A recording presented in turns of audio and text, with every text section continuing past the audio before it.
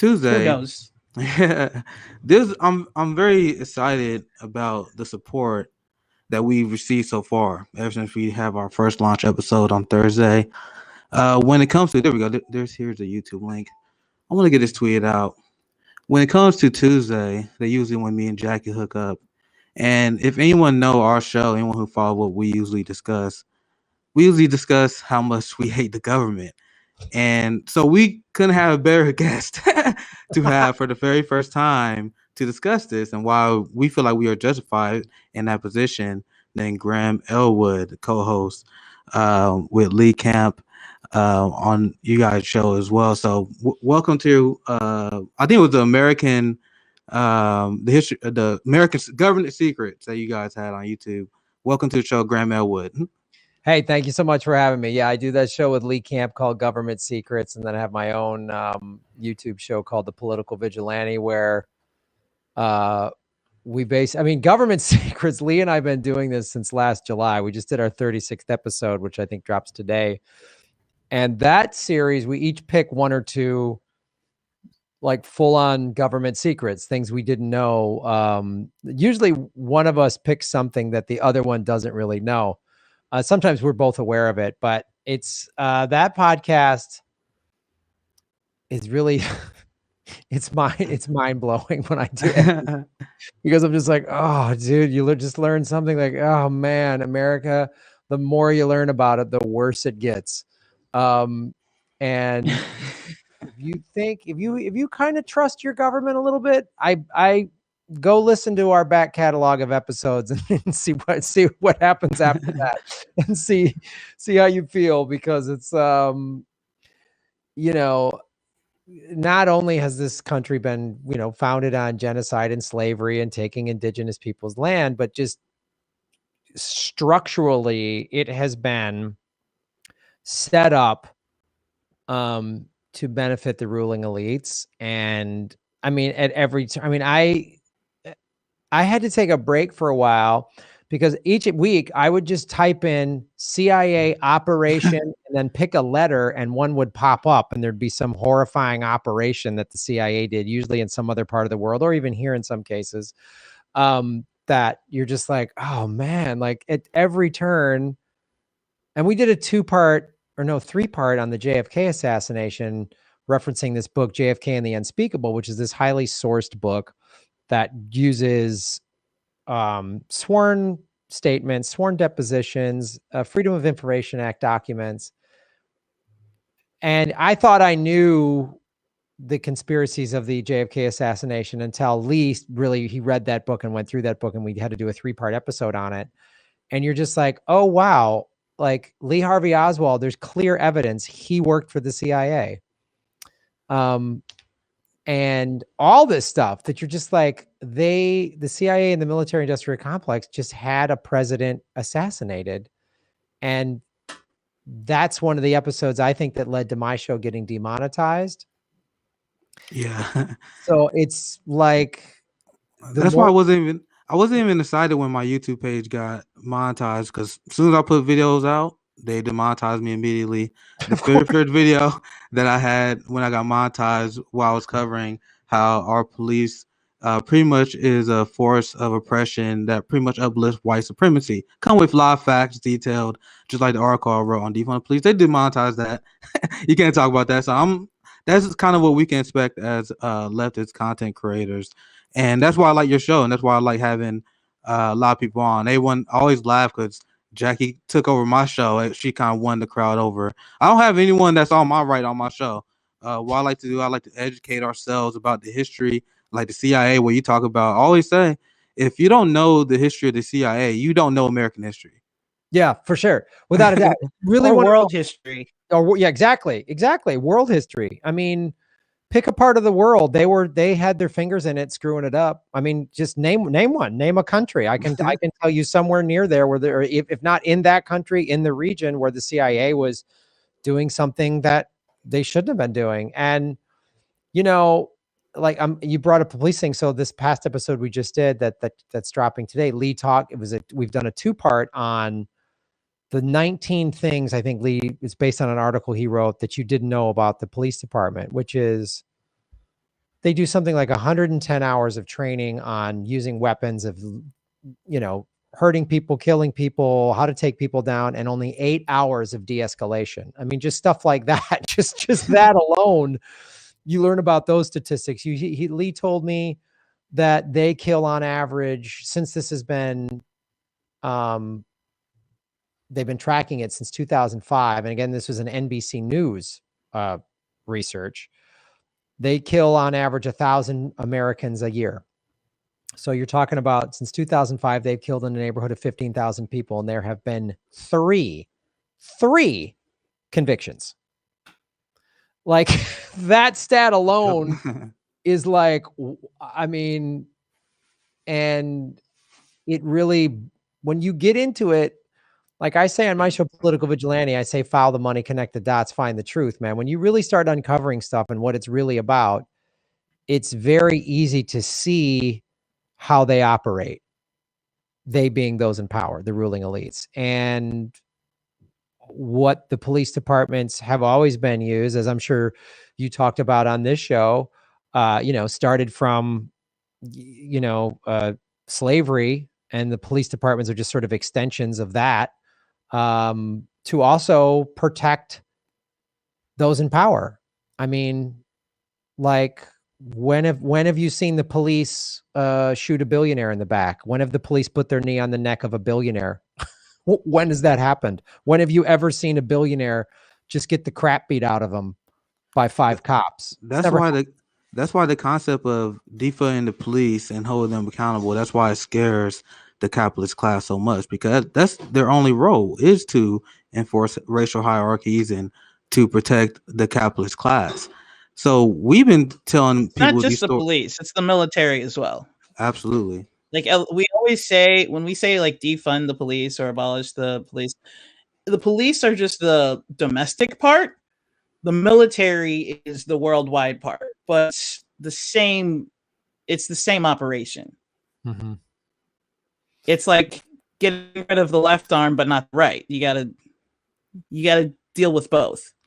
And that's why I discuss U.S. imperialism. That's why I think it's important to discuss that as well, because when we see the police brutality that happens at Black Lives Matter protests and how they treat protesters and how we see them literally commit war crimes on protesters, that's U.S. imperialism coming home, without a doubt. And I wrote a very comprehensive piece on why we should defund the police, because this is just my background as a libertarian socialist, as an anarchist. It's not government that justifies itself. I mean, I had extensive amount of historical references detailing exactly how the police always operated. And Grandma always dare people to point out a time where the police ever did what the liberal class believed they said they do. Because the liberals, to this day, they still pretend that the police are designed to protect and serve our community. Meanwhile, as you laid out, they kill us. Like you said, 1,000 police killings. And I tell people all the time, go ahead. I was just going to say, I was just going to add 1,000 police killings a year just to make that clear, but go ahead. Yeah. Just so people who are watching this, who might not be on the same side that we get, they're like you say, the group of people that are always trying to defend the police. Hey, they're not perfect. But I'm like, no, they are designed to keep, systemic racism in place. They are designed to keep the class structure in place, without a doubt. And as you said, the stuff that it's so mind-boggling, but yet so simple once you uncover it. We'll watch, the news talking about, what's going on in Burma and these military, the military coup has taken over the country and they're killing people every day. And it's like this, and it's awful. And the news always reports on it like it's this, miscarriage of justice. There's no democracy there. And yet when they cover our military in other countries doing stuff like this, our CIA doing stuff like this, or more importantly, when our police departments are doing this, they always justify. It's always different and justifiable. So I'm like, so if you're showing me Burma as this like egregious trampling of democracy and people's rights, as well it is, how is what our police department do on a daily, how is that any different? Like, explain. And they won't because they can't. They're funded to not do that. Our police is as I mentioned before, just another way where they can impose white supremacy and racial hierarchies. We discuss all the police killings, and I tell people all the time, this is why I consider Joe Biden and anyone who's sympathetic to the police fascist system that we live in, they are my biggest threat. They are white supremacy in a nutshell. And if you are supportive of giant police budgets in our fascist police system, like our current president Joe Biden is, you are the white supremacist. So I can tell you just personally, as a black man, I don't fear the random white supremacists. Like some like liberals, they think some guy with Nazi tattoos, like that represents white supremacy. And I always tell people the real white supremacy, and this is what we talk about in the black community all the time, is the man, the guy in the suit who legislates against our community. And that's what we see the police now. I mean, we saw they just now legalized marijuana in New York. They had statistics that show 95% of the arrests were people of color for marijuana. That because of broken windows policing. That's where they go after disenfranchised communities. It's by design, and that's why I want people to understand. Yeah, and there's so many examples of this. I mean, going back to the budgetary standpoint of this, like you look at Los Angeles, the Los Angeles Police Department gets 54% of the city's operating budget. The second largest city in the United States gives the police department $3.1 billion a year. And yet we have tent cities. We have massive high rises with really high end $4,000-$5,000 one bedroom apartments or condos or whatever. And we can't seem to figure out the whole homeless problem, which is just growing after the pandemic. Yeah. Oh yeah. It's almost doubled is the number that I've heard. And if you live in Southern California, I defy anybody to drive longer than a mile before they see a tent city somewhere. I mean, anywhere in LA, you can't go a mile without seeing something, at least a handful underneath a bridge or something. And so again, it's that same policy of, what if we, and going back to defund the police. So we should be spending more money on programs, housing first, as they did in Finland, which had an 80% success rate. They put it in Utah. It had like a 90% success rate and they got rid of it.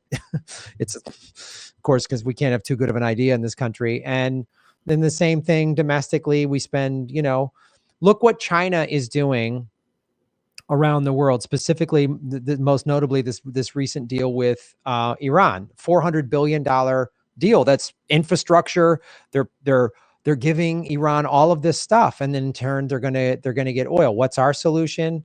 Sanction, which is an act of warfare. We've been sanctioning Iran and Venezuela and a handful of other nations during the pandemic, which only exacerbates the pandemic.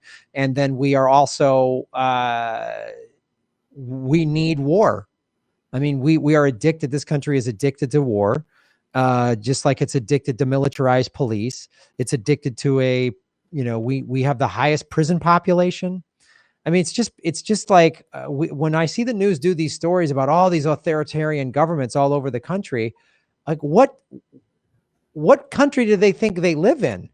Like, I mean, and then there's and I'll say something like, why are we criticizing China? And we'll go, well, China does this, this, and this. I say, okay, great, but we're doing it worse. I mean, and then you look at, what's happening in our own country. It's I'm sorry. Well, Russia and China are enemies. Is Chauvin was when he put his knee on? Was he with the Chinese army? Did Putin put him there? No, he did not. Did China contaminate the water in Flint, Michigan? Oh no, corporations did and bought out the governments and whatever. Michigan's a blue state, so the Democrats are corrupt in that state. What just happened in Texas? Was that China who screwed up their energy grid? No, it was a corrupt system that they're run by Republican oil guys. It's just like it was clearly Russia, Graham. Come on. Oh yeah, right. Well, it was cold weather, so Russia brought in the cold weather and froze everybody. There you go. That's evidence. There it is. So, and I share your the sort of rank and file, just racist white guy who's in a militia or whatever. Some of them are scary and they got guns, but they don't have as much say or power as the legislators who allow this to happen, or Yes. I think I'm almost more furious at like the neoliberals that consistently defend the horrific Democratic Party and do this lesser of two evils crap. It's just like Joe Biden wrote the 94 crime bill. Kamala Harris put 100,000 black men behind bars. And yet we're all supposed to do backflips when they beat Trump. Okay, great. Trump's gone. But we replaced the overt fascism of Trump and the Republicans with the rainbow flag wrapped fascism of Biden and Harris. I just like, to me, the covert is more dangerous because they do it in secret and you don't see it coming. To me, I always said Biden was far more dangerous than Trump because the media was so far up Trump's ass. We knew everything he was thinking of doing, but they are completely laying down for Biden, and we don't find out until after the fact, if we find out at all. So that's just my take on it. But yeah, go ahead. That's 100% accurate. Because look, I mean, we're already seeing it. So when Trump was putting kids in cages, everyone was outraged. They happened to forget those cages were built under Obama and Biden. But now we're already, like you just said, we're already calling them facilities. Like it's like he's not letting the media in, and finally let the media in. And it's already, and then you even have AOC saying, oh, it's bad what's happening, but we're not ripping kids out of the arms of like we did under Trump. And it's like, there's evidence to show that that's incorrect. In the media, that you're right. The covert is more dangerous. The guy with the Klan outfit or the I know that guy's a problem. I see him. He's telling me, like, at least I know who he is. But the covert stuff, they're shaking your hands and they're even putting in, the diversity of the ruling class and make us go, well, the identity politics makes everybody, or liberals at least, go, oh, we did it. We fixed it. We have a first, Janet Yellen, first woman head of the Fed. No, the whole banking cartel is corrupt. Like there's no, and the media then spoon feeds this covert without asking any real correct, without the same outrage. Like I was hoping that once Biden beat Donald Trump, that we would have the liberals that would go sleep and get out of our way. But actually worse than that. Instead of going to sleep, they are now playing defense for the same things that they were outraged about Donald Trump. And me and Jackie on my show, we warned people about this a long time ago. And I said we had no win condition in this general election. No matter who wins, we are going to be screwed. We got to focus on the local level to make change in our real community. That was my take. Because no matter who won, the people that are actually in a disenfranchised community, they are screwed. And you brought up AOC because AOC, she was popping off when Donald Trump was doing things like bombing Syria, when he wanted to build a border wall. I just saw this story that just broke before we got on. I mean, there's discussion now of Joe Biden wanting to continue to fix Donald Trump's border wall. Now, the same people who was up in arms with Trump when he was doing that, now they're dead silent. I mean, AOC haven't tweeted in 3 days. I mean, this is the kind of stuff that we warned about, and now it's going to be hard to oppose someone who is just like Donald Trump, same temperament, but he got media complicity on his side. And his tweets. Did we forget that the wall started under Democrats, or we're not allowed to talk about that? Yep. No, you're not. You're not allowed to talk about that. That's a hate crime, Jackie. Yep. I'm sorry. You can't say that. Okay, that was violence on my part. I apologize. That's the thing it's so maddening that we literally like aren't like when you say that and then too, the other point that you just made that it's worse because they're not going to sleep. They're defending it. Yep. Like I put up a post in March saying Joe Biden is bombing Syria, but we haven't even gotten our stimulus checks yet. And then people were defending him. Hey, Graham, he had to. It was Iran-backed rebels. And I'm like, who told you? What evidence do you have that it was Iran-backed rebels? You just heard that on CNN, and so you just bought it? And now you're defending war when a Democrat does it, which is more dangerous. And it's like there was a really healthy anti-war movement in this country when after 9/11, when Bush was lying about weapons of mass destruction, was ramping us into war with Iraq. There was a big, loud anti-war movement. And then they went to sleep when a Democrat got in the office. They went to sleep, and they're so now they aren't going to sleep, but they're just vocally defending this as well, at least, but Trump was, and it's just like, that's how they start every argument is, yeah, but Trump. Exactly. And you're just like, they don't want to look at the big picture, and they've all been propagandized, and they think they're so much more woke than the like Fox News viewing, red state voter. And I'm like, how are you any different? They're no different. That's what's the most insufferable to me. It's that they have the nerve to have a moral high horse when really all they're really saying is, I don't want to have to think about this. I want to go back to brunch. And if you make me realize that the Democrats are just as bad as the Republicans, I might, because of my pious stance, I might actually have to do something about it, and I'm not going to do anything about it. So I'm going to fight you word for word so that you'll just shut up and I can go back to brunch. Because the Democrat's in office now, so obviously that means everything's fine. And despite the fact that we put in the same Democrat that created the conditions that gave us Trump, obviously that can't happen again. Like, we're good. Like, let us go back to brunch. That's such a great point, Jackie. At their core, they really don't want to do anything about it. Yeah. At their core, they really don't want to fix the system, because it's easier to just go, oh, the bad group over there, the Republicans or whatever. It's easier. And I mean, it's the same thing on the far right voters. They just want to say the Democrats are bad, and they don't want to look at how the Republican Party has screwed over working class people. They just know Americans are so fed such nonsense that they just can't. They don't want to do it, and they really don't. Americans, I've always said this, Americans don't want to know how the sausage is made, and when you tell them how it's made, they get mad at you. Yeah. They shoot the messenger. Yeah, they shoot the messenger. They're mad at you. How dare you tell me that this delicious hamburger is actually bloody murder? Then they're not going to change their. Some people go, oh, that's gross, I'm going to become a vegetarian, in keeping with this analogy. But most people are going to get mad that you brought that up. And so I don't know. I mean, I will say this.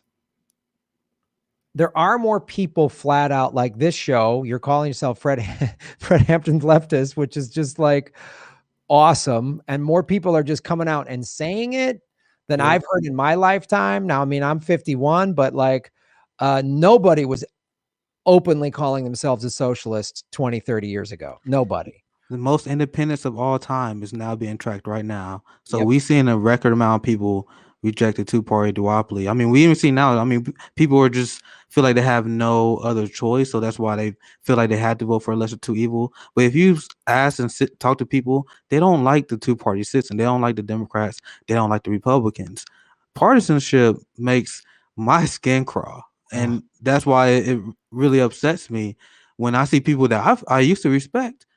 I mean, I was sounding the alarms when I saw how the liberal class was covering Trump, because I was very critical about Trump the same way I am about Biden, but about the substance things he was things he campaigned on, like fighting against trade, ending the wars, but he never did with none of those things. But the liberal class was silent about those things. And now I was warning them about when the neoliberals take control, because they were silent on those things because they actually approve and they don't want to set themselves in the corner later. So I'm upset because we have Bernie Sanders. He introduced a resolution to end the support of the genocide in Yemen. And now Joe Biden is expanding that under his watch. So instead of apologizing for Joe Biden, pretending that he's someone he's not, this is something you should be hitting on him every day. But now we're seeing even the most progressive politicians are falling for this partisanship. And it makes me sick, man. You cannot. I mean, let's be fair. You can't pin something on somebody who can't remember his wife's name. Just saying. That's a very valid point. And yeah, this is the problem with the duopoly is you cannot reform in either of these parties, but the Democratic Party, this notion that you can reform the party from within. I mean, Bernie and AOC and the squad are such fine examples of like, maybe they tried, maybe they had good intentions. I was a fan of them. And, but at the end of the day, they will acquiesce to the power of the Democratic establishment, as would anybody within the Republican Party will have to acquiesce to that. They just have no choice. And I think was brought up earlier, focusing on local politics is the key, because that's where real change is happening. And you're seeing where all these like little victories are popping up, in, local, I mean, even just Florida getting $15 an hour minimum wage, or, I think it was Mississippi that, legalized marijuana. You've got Evanston, Illinois doing reparations, and you can go into the specifics of those bills and say that there's some problems here or there, which that's fine. That's a fine thing to bring up. But I think that's what it's going to take, because and as you brought up, they didn't want the things that Trump should have been held accountable on. He said he was going to end these wars. He said he was going to make the economy better. He didn't do those things. The Democrats can't call him out on those failures because those are populist failures. Those are populist promises.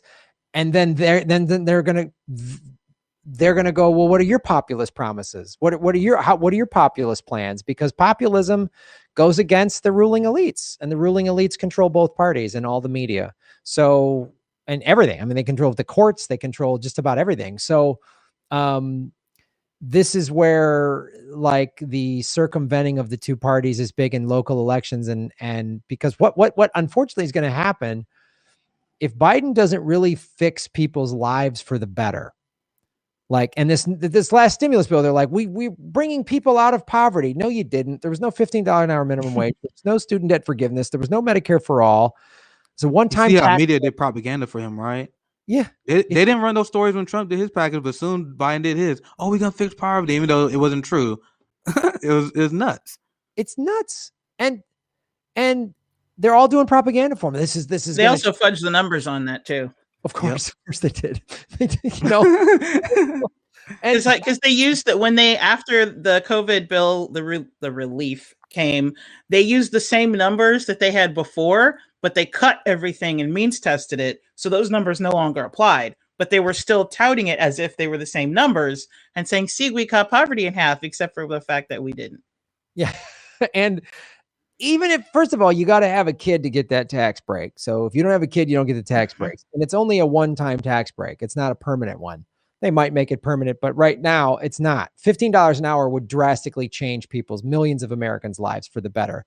Student debt forgiveness would infuse trillions of dollars back into the economy.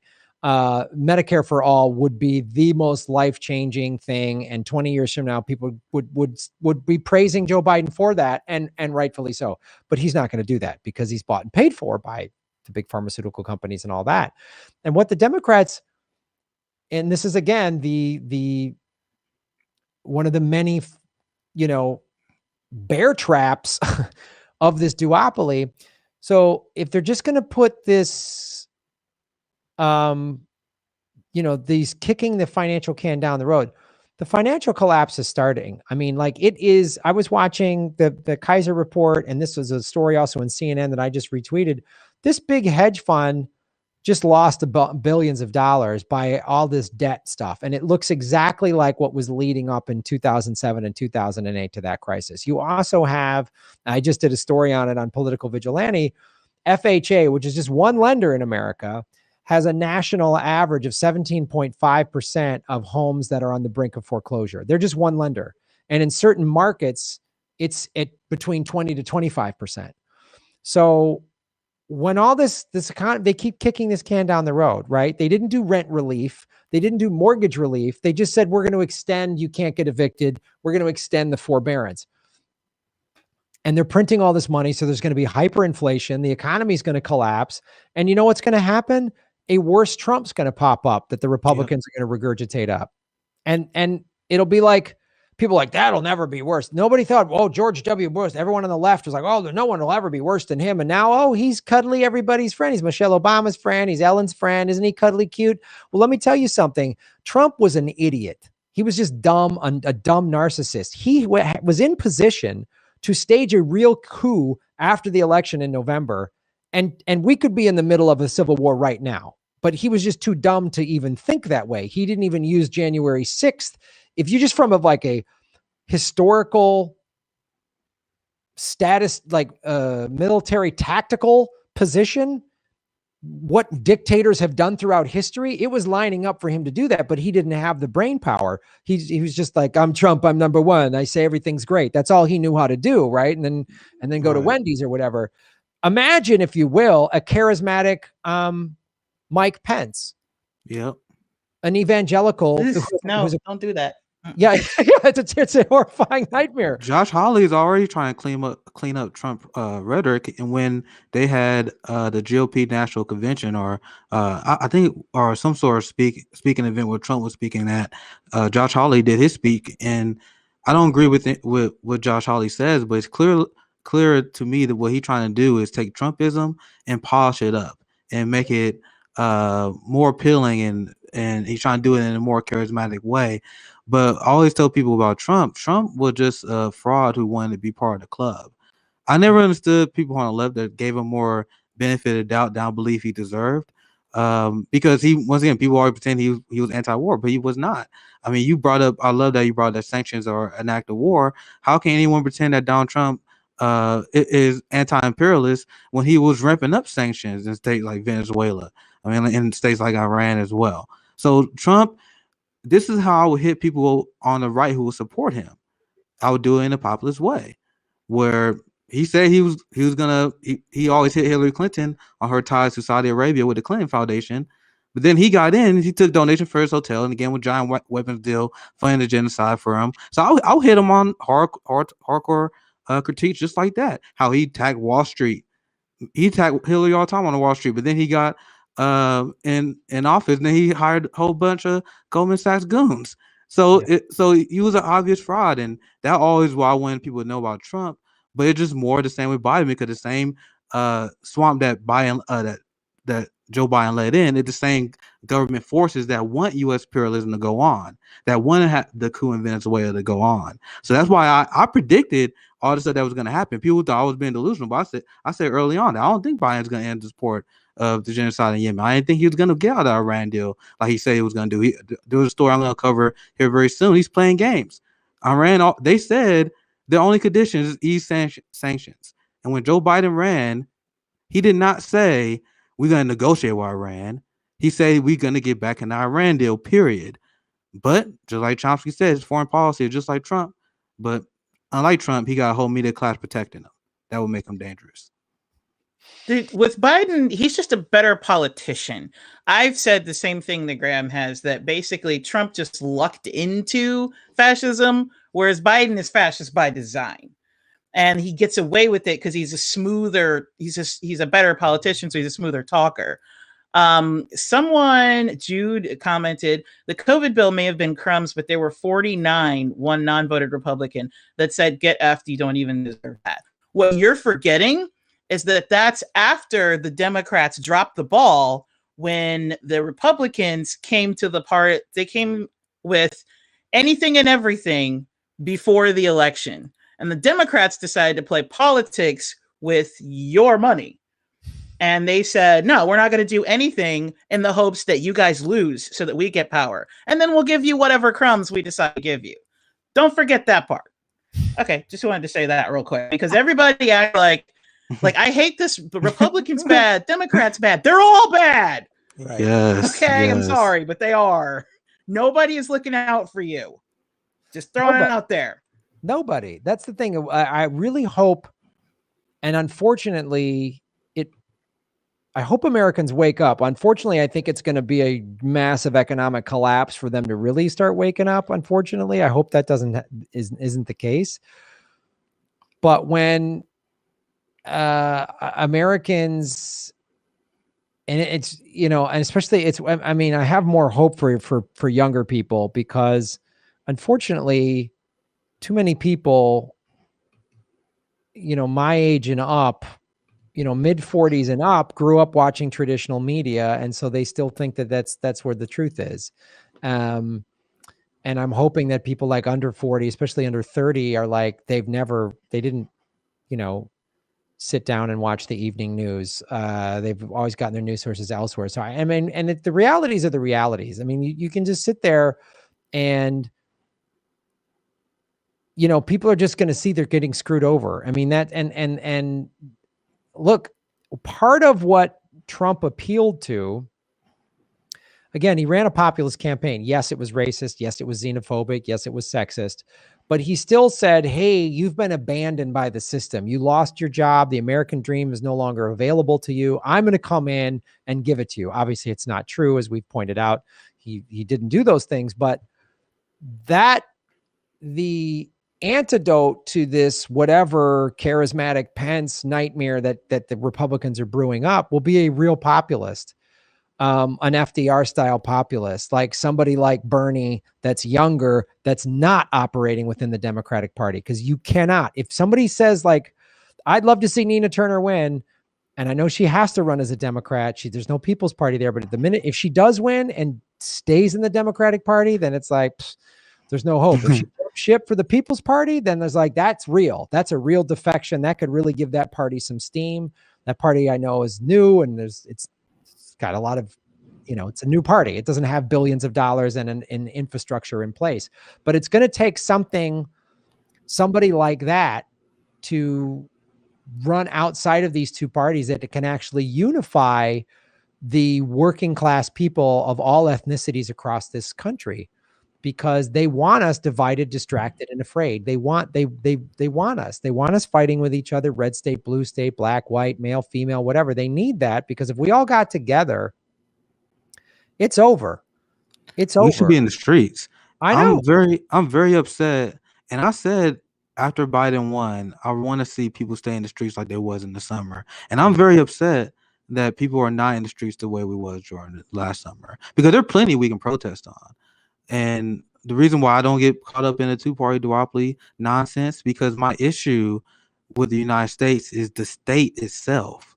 It's not the party, it's the state and how it's operated. We live in a fascist police system that won't change no matter who's actually elected. I mean, even during the campaign, Joe Biden was running to the right on Trump, on law enforcement. He was saying during the debates, I want to fund the police more. I'm actually tougher on crime than Trump. Trump is actually weak on crime. And now we see how Joe Biden actually going to operate when he's in government. Because thank God we were saved by the courts. The right-wing courts save us. This is how unhinged Joe Biden is. Joe Biden and his administration try to lobby against our Fourth Amendment rights because he tried to get them to rule in favor of the police able to disarm people and steal their guns without a warrant. Now, this is what they do. The establishment, they always say, we got to do these things to fight terrorism, to fight white supremacy. But then they have a government power grab where they give the state more rights and more powers, and they say we're going to use that to fight racism, and then they use that to turn that on protesters and left-wing movements. So when you see this ruling, thank God that they wasn't successful in this. But if they was able to get that passed, that would be targeted towards black people, because that's how it works. That definitely would be a ruling used to disarm the black working class, and this is something that the liberal class don't even consider.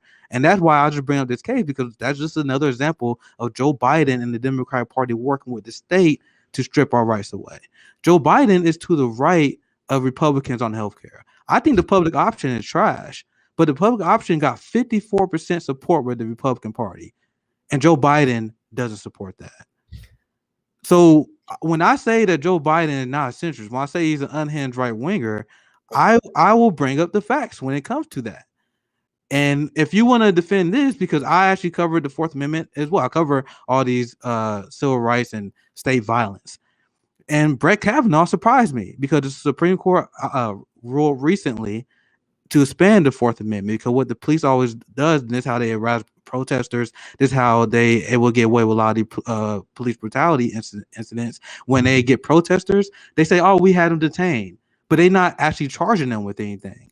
So what they ruled in favor of, and this is what Brett Kavanaugh sided with, they said in order for, you cannot have police engagement without them actually having something to charge you with, or without them actually detaining you. So that's just something that the Supreme Court ruled against. Biden administration was against this. So I'm bringing this up because I want you guys to understand that it's a state problem, not a Republican versus Democrat problem. Yeah, and it's who controls the state is really if you really want to get to the head of the snake. I actually got to go here in a few minutes, but absolutely. That's who is pushing that. Who really benefits from that, in the same way that the military industrial complex, as we've discussed, the foreign policy with our military, the domestic policy with our police are very similar for the same reasons. A lot of it is money. We need to be tough on crime because the private prison industry makes a lot of money. That's why we have the highest population of prisoners of any country in the world. In the same way, the military industrial complex, like, oh, they always need some bad guy.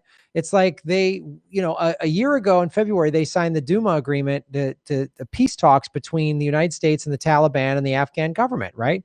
With the agreement, we're going to be out by May 1st. So CNN just ran an article about the defense contractors, might sue the American government because they were still given contracts even after that agreement was signed, knowing full well we're supposed to be out by May 1st. And then Joe Biden goes, wow, well, I can't see us being in Afghanistan next year, but that's just more vague going. And it's the same thing. And it's like, and they use the same tactic.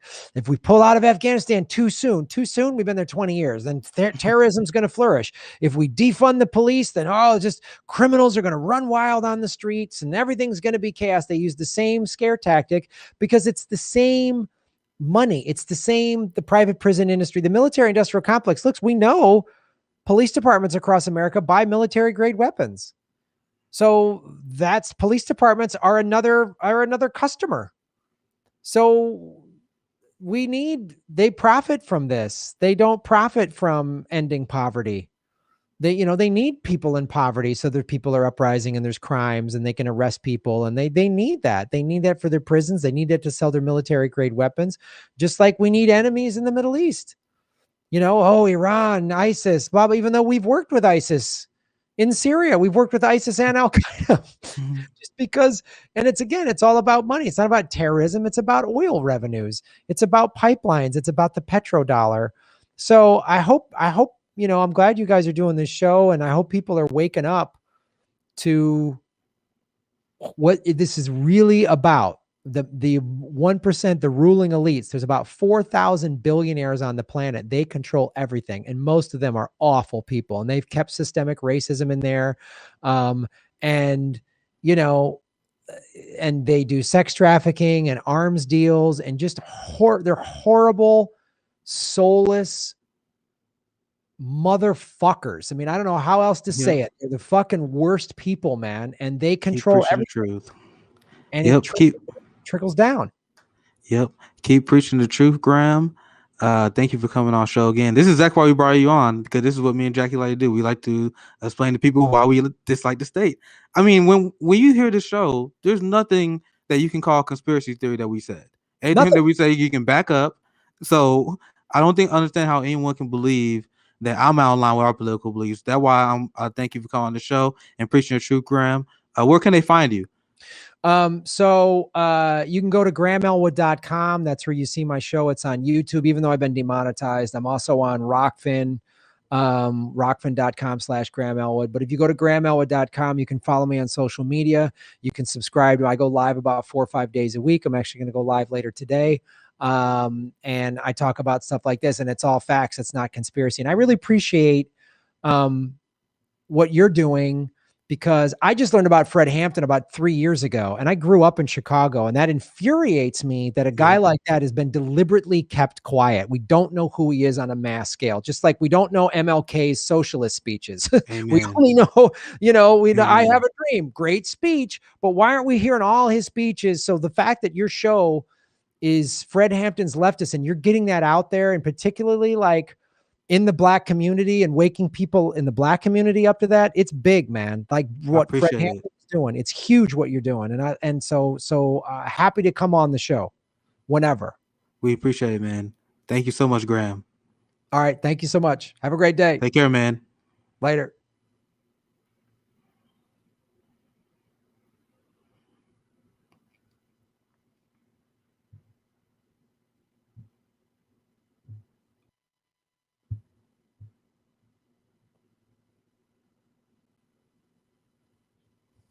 So, Jack, you still there?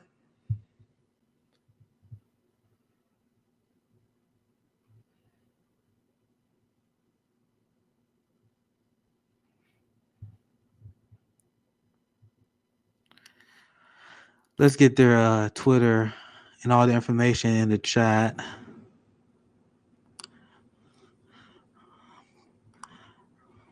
I think they can hear me. Can you guys hear me? I don't know if you guys can hear Jackie. We can't hear you, Jackie.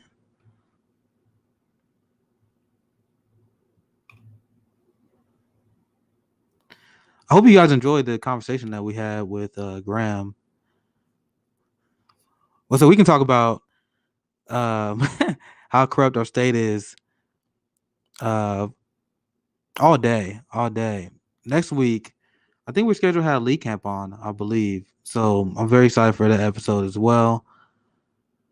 They can hear me, but they can't hear Jackie. Josh, you're saying that you can't hear the interview. Sorry, you missed the interview. We will have the replay on my on the channel as well. So we see we see we can get Jackie situated. But Graham Elwood, I appreciate him because anyone who covers state violence, foreign policy, and willing to call out the two-party duopoly for what it is, I have a lot of respect for. And I'm very excited about what we're doing here because our main thing is we want to, just like Graham said at the end, we want people to understand that there is a black left voice that have been muted for a very, very long time. So if you enjoy that conversation, you want more of these, I think I can hear you now, Jackie. Please subscribe. Check us out because once again, we upload daily. So Jackie's back. They were saying Nick trying to silence you. You wasn't me that time. It was me. It's Meganator and Rocky Flame always causing trouble. So that was a good time. So what I was saying was I have a little bit of pushback on what Graham said when he said Nina had to join as a Democrat because she could have joined as an independent. Ross Perot ran as independent and he managed to somewhat split the vote. But I mean, honestly, I think Bernie should have run as an independent. When the minute he saw that the Democratic Party was not going to let him win, he should have dropped out as a Democrat and run as an independent. He is an independent in Congress. She's just running for Congress. She's not running for president. There's no reason she couldn't run as an independent. That way she's not beholden to the Democratic Party. But that's just my opinion. And because to me, the moment you choose one of the teams, you've already lost the game. If you decide to become either a Democrat or Republican, you are already complicit in the system. But that's just my opinion. Hi, Meg. Thanks, everyone. Nina Turner apparently killing game, so she won't need our support who support third parties. I mean, I think she raised like 1.6 million first quarter. I saw. But that's exactly it. Like she already has a backing. She didn't need the Democratic Party. Yeah, that's a good point. She could have gone independent. Like she was Bernie Sanders' #1 person both times. Everybody knows who she is. She could easily have run as an independent. And like you said at the start of the show, there are more independents than Democrats or Republicans because people don't like both parties. So take advantage of that. Become an independent. Just saying, if there's any hope for a third party to take over, it is independents because they have been established. Yep, and that's why I think if anyone's gonna be focused on electoral politics, I know you mostly preach direct action and general strikes and that kind of stuff. You gotta at least be an advocate, ranked choice vote, and that's something that I think that the left should be focused on because they want to talk about the other policies. The same way we have push for force to vote, I think we should have something similar for ranked choice voting because despite the fact we're never gonna get it. That's why we're never going to get it. That's why I'm like, you're right. I am against electoral politics because just like Graham was saying, the people in charge are going to keep their foot on your neck. Ranked choice voting is allowing that to ease up. They're not going to let you have it because then you might actually get rid of the duopoly, which is how they keep their foot on your neck. They're not going to let us have that. Like, we can try all we want, just like we tried really hard twice for Bernie. And the Democrats were like, no, we're not going to let this happen. The same thing is going to happen. You'll get ranked choice voting in a couple states here and there. You're not going to get it national. It's not going to happen. Yeah, that what we love to do, because we want to create a coalition of states that would that could overturn the electoral process. I mean, it'd be pretty goddamn hard. But I think that's the only direction that we should be going in, when it comes down to electoral politics. And I think direct ballot initiatives, that's probably our only chance. But there've been stories that have been popping up for the last few weeks all over the country, how you have Republicans and Democrats teaming up to stop some of these initiatives. So Missouri, we had a ballot initiative to expand Medicare, and now there's a lot of Republicans who want to overturn that, and they have the government had the power to do that. So if we actually was ever in a position where we can actually get something like ranked choice voting and challenge a duopoly, would they just overturn it and render all our efforts useless? Most likely. Yes. But that's 100%. the rallying. Yeah, that's the rallying call for the general strike when something like that happens. But unfortunately, we are pacified as hell. Unfortunately, that's why, to me, I think our immediate steps, like, I understand that you're focused on the local level of politics. I'm 100% done with politics because, again, like, you can make small changes on the local level, but the changes that really need to be made, specifically like environmental, the large scale changes that have to happen immediately, those are not going to be allowed to happen without a general strike. So for me, the thing that we need to be doing right now is building up mutual aid networks, because that's the first step in a general strike.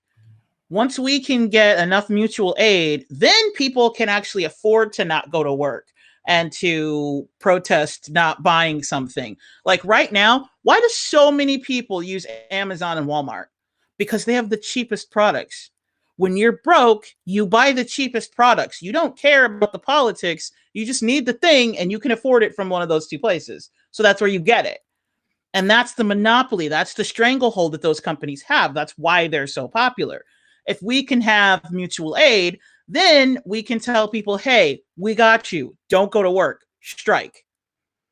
And we can tell people, hey, you need this thing? Don't buy it from Amazon. Don't buy it from Walmart. We're going to prop up these mom and pop businesses so that you can buy it from them. Or maybe we'll help you be able to afford to buy the mom and pop businesses. Because that's the thing. Walmart's business model was to drive, they come into a town where there are a bunch of mom and pop businesses that have a bunch of different specialties. They come in, they drive down the rates of everything to the point where local companies can't compete.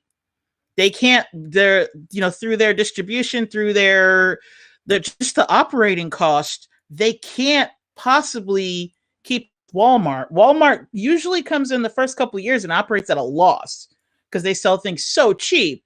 And then they drive out all the local businesses, and then they can raise up the rates a little bit so that now they make enough money because they have no competition. Yep. So they're a monopoly without being a monopoly. And the same thing with Amazon. Amazon is where you go to buy things the cheapest online. Walmart's where you go to buy things the cheapest in person. And we can't tell people don't shop there when the alternative is the exact same things you need are more expensive, but you're not even making a living wage. Yeah. So I'm sorry that you need to buy your fruit from someplace. It's cheaper to buy fruit from Walmart than the local shop, even the grocery store, because it is cheaper to buy fruit from Walmart than the grocery store, even though it tastes like ass.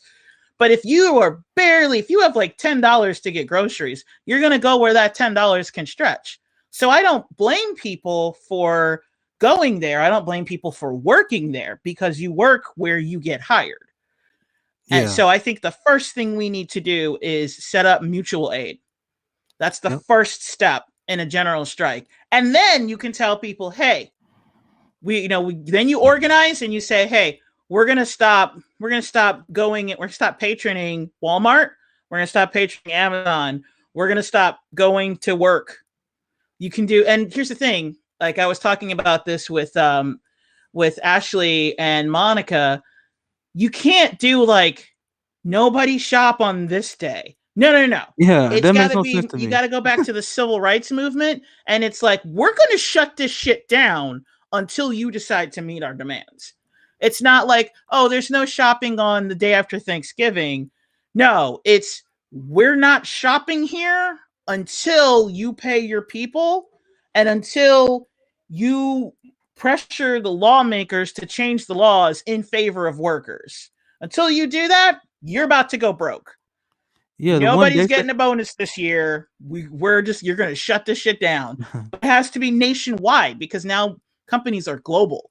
So it has to be all around. It should be all around the world, but it has to be at least all around the United States. Because if they do that, like Tesla's a prime example of this. During the pandemic, California was like, it's not safe. You can't open your factories. So then Musk was like, well, I'll go to Texas. That's why it's got to be statewide, or it's got to be nationwide, because billionaires will do that. Billionaires will just be like, well, if New York is actually for the workers, then I'll just go to Ohio. Yeah. So it's got to be everywhere. It's like, no, we will not, nobody will spend a dime until you do this. Yeah, that's the only way it'll be effective. And that's why I never understood the one day thing either, because it's like these giant corporations, they'll wipe their ass with one day. If anything, they'll lay off some lower level staff. I mean, that it never makes sense to me, but I'm like, I guess they know what they're doing. But you got to have a sustained level of economic pressure. And I saw angry progressive in the chat here because we endorse mutual aid at the Fred Hampton leftist network because unlike the neoliberals, we don't have endless supply of resources. I mean, if you're balling and you want to spend your money in a lot of different ways, I'm not gonna fight you. But if you're one of the people that want to give to a cause and you're on a tight budget, can you really justify spending that money on the Democratic Party, where apparently a lot of progressive politicians are funneling money to corporate Democrats that are against Medicare for all, apparently? But is that really a smart way of spending your resources? Or is it engaging in mutual aid? And when Nina decides to run a Democrat, I understand that she's making a political calculation. So wherever she thinks it's the best for her to win, but people need to understand that she's not owed support. Like if you're a Democrat and someone opts not to support you, you gotta expect that, because at the end of the day, you're gotta be subservient to a warmongering, trickle down economic corrupt party. So I agree 100% with that. Let's see what else the comments were saying. I know we had quite a few that was missing out here.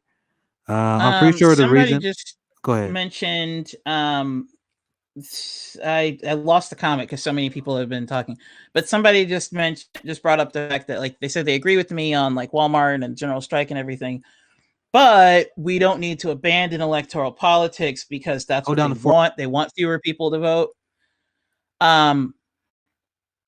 Did I just lose Nick? I feel like I just lost Nick. Can you guys still hear me? Because I don't see Nick anymore. Anywho, so my response to that is, I am not discouraging anyone from voting. I'm telling you my personal thoughts on electoral politics. Okay.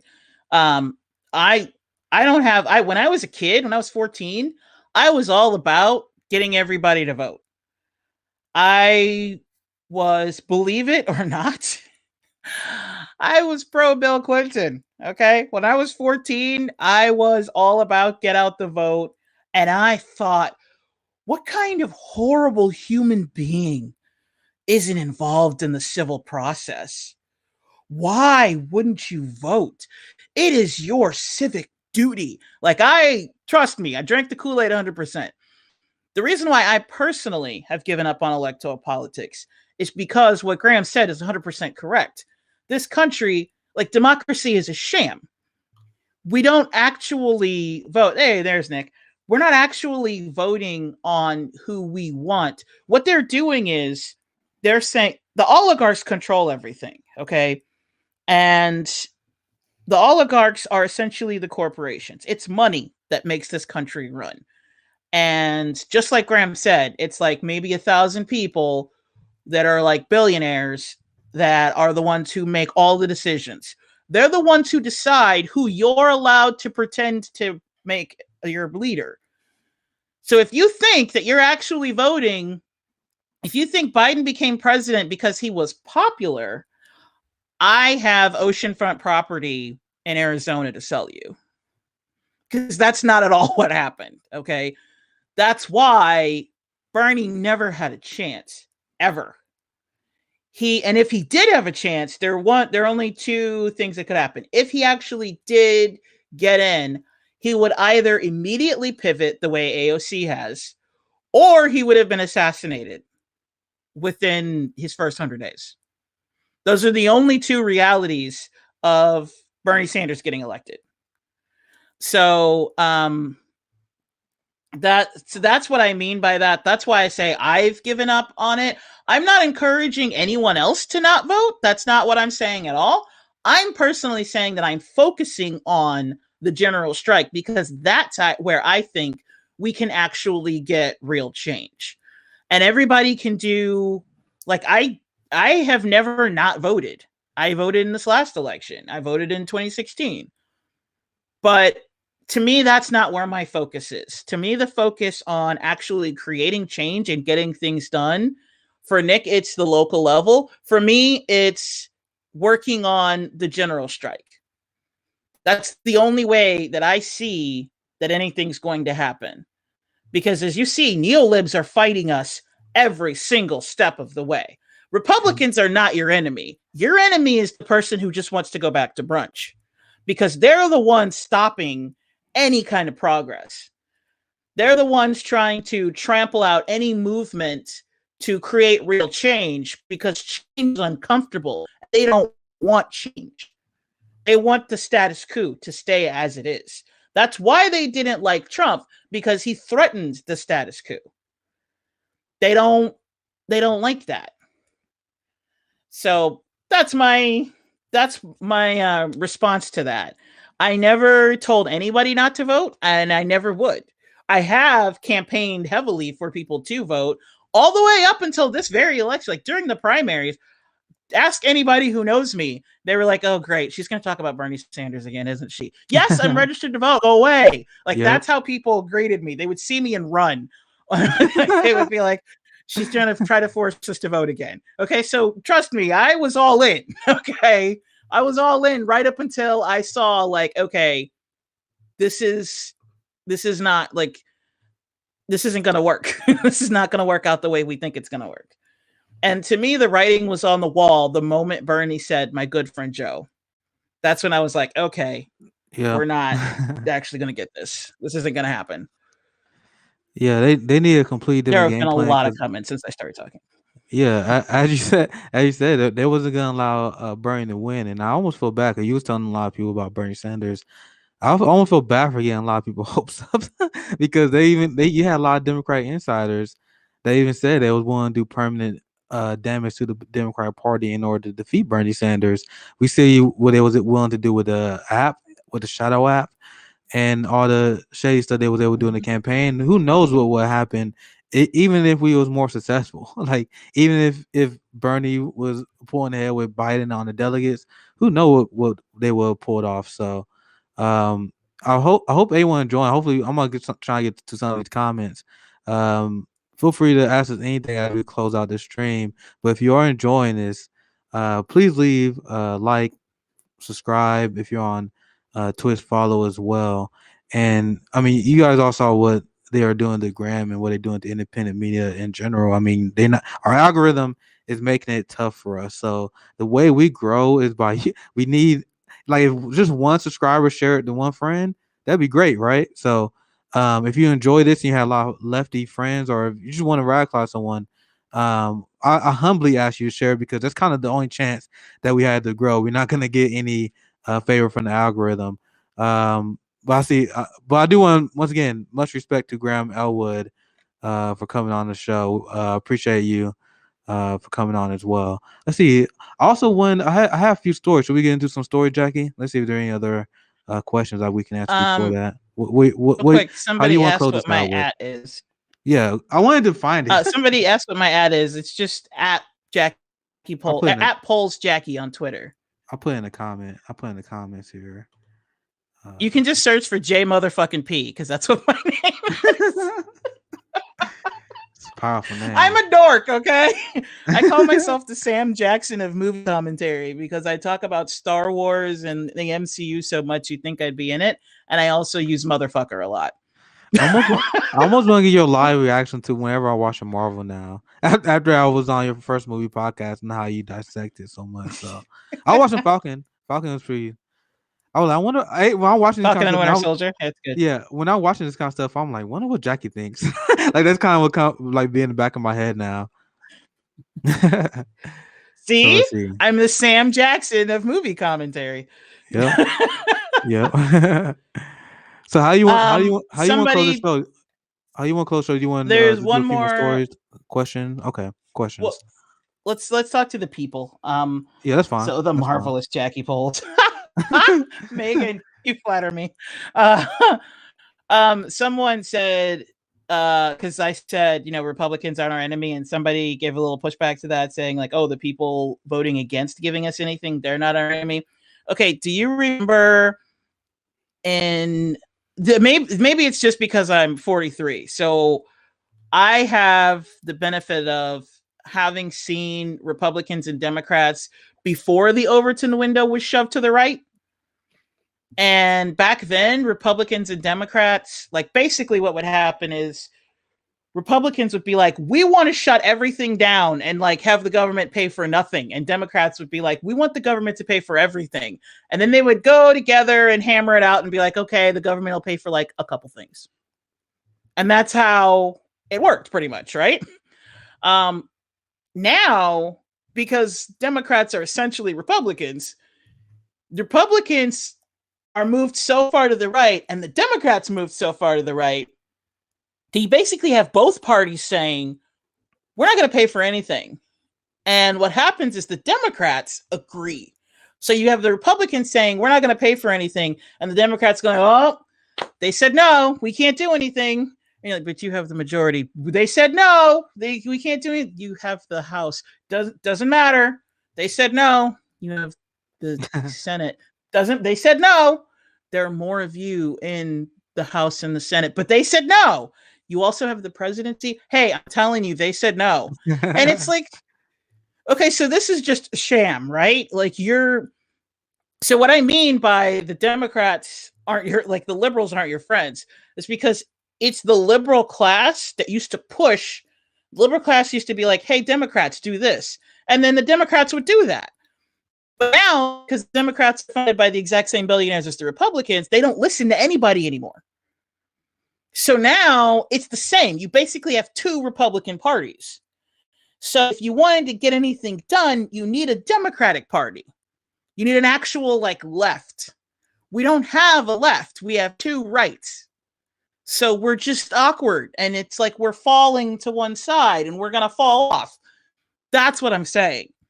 And also the liberal class gave up on talking to their politicians. Like you can hear it in country songs. Like I Wrote My Congressman. It used to be a time when if you didn't like something, you would write your congressman. And if enough people wrote about that thing, then the congressman was like, okay, I better address this because if not, they're not going to reelect me.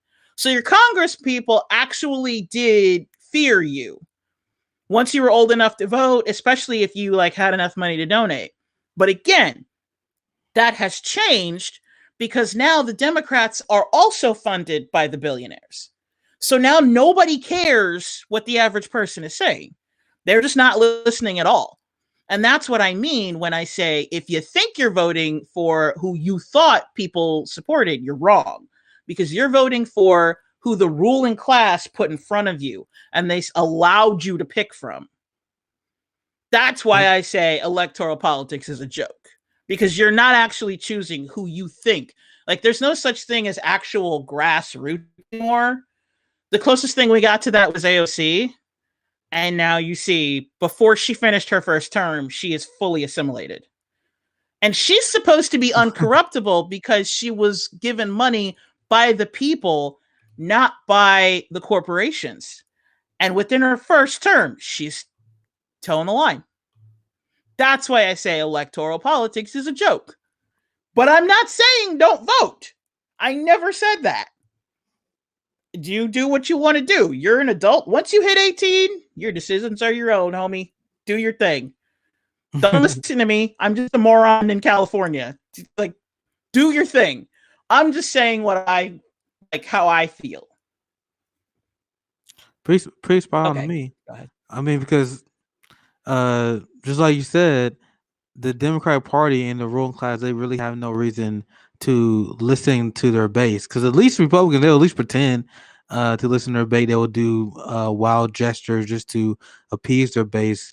Meanwhile, you have, I mean, I always bash the liberals, but even when you look at polling questions when they ask Democratic Party, I mean, the party is actually pretty, and the country is actually pretty progressive, pretty leftist, because they even painted defund the police as a massively unpopular policy position.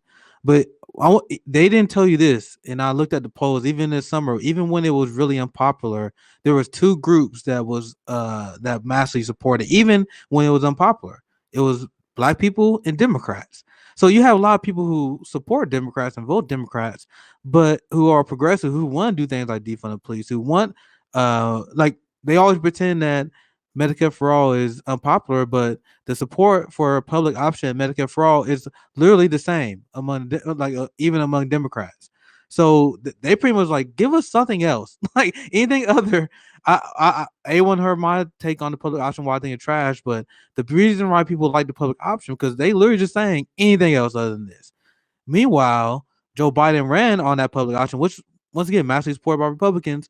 Got paid by Big Pharma throughout the course of the campaign. They ran anti-Medicare for all attack ads during the debates.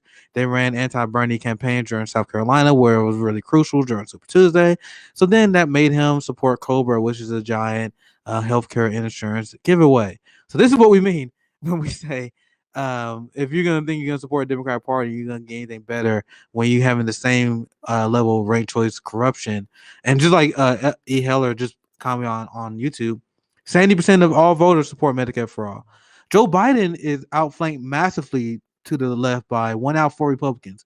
Like that's a ton. Like if you listen to mainstream public discourse and how they describe socialist policies and how unpopular it is, like 1 out of 4 Republicans is a ton of people that support Medicare for all based on their narrative. Based on their narrative, never. Like you would think that number is like 1 out of 20 based on how they describe how unpopular Medicare for all is. Oh, you immediately lose swing districts, even though the last campaign, people who ran on Medicare for all, they won like all the races while people who supported, they was wiped out. That would happen this last race. And they wonder why they couldn't retake the Senate in larger numbers and why they actually lost House seats, even though they defeated Donald Trump by 8 million votes, because you had a lot of these Democrats who was anti-Medicare for all in these districts where their Democratic insiders told them, oh, you got to run as a Republican and you would be more likely to win. Meanwhile, they got their ass beat. Say hi to High Camp and ask her how well her campaign went. Ask her how well Claire McCaskill in Missouri, how well her campaign went when they ran as a Republican. So they don't do it because they actually believe they'll win, because they actually understand their role in keeping the Overton window to the right. That's how the two-party system works. Yeah. I like the Chiefs Meltzer said, now if enough people write their representatives, they can get performative flags and t-shirts and signs. And you're 100% correct. Like, that's what they do. They have, the Democratic Party to me is a sham because they have shifted everything into identity politics. And then what they do is they say, hey, here's somebody who looks like you. Okay, go away now. And you're like, no, but you didn't address the issue. But they look like you. Okay, but you didn't change anything. In fact, you actually made it worse. Yes, but did you see that you're a Black woman? Here's a Black woman. Okay, but the Black woman that you showed me is doing the same thing that I'm saying stop doing. And they're like, here's a gay man. Okay, you're not hearing me. I want change. It is change. Black Lives Matter on top of the bombs that we're going to drop. That's not helping anybody. You know? Speaking of that, because they hide on identity politics, and they do that so they can pretty much implement U.S. imperialism. I want to do it. I just want to make sure. I want to make sure I get this guy ethnicity correct. But Alejandro Maricas, he's Cuban. I just wanted to make sure I was correct before I said it. But he was celebrated. I think that's the screen share button here. I'm gonna just test this out, see if I can get it to work. because this is the story that has A1 chatting today. So I'm gonna see if I can get this share screen to work.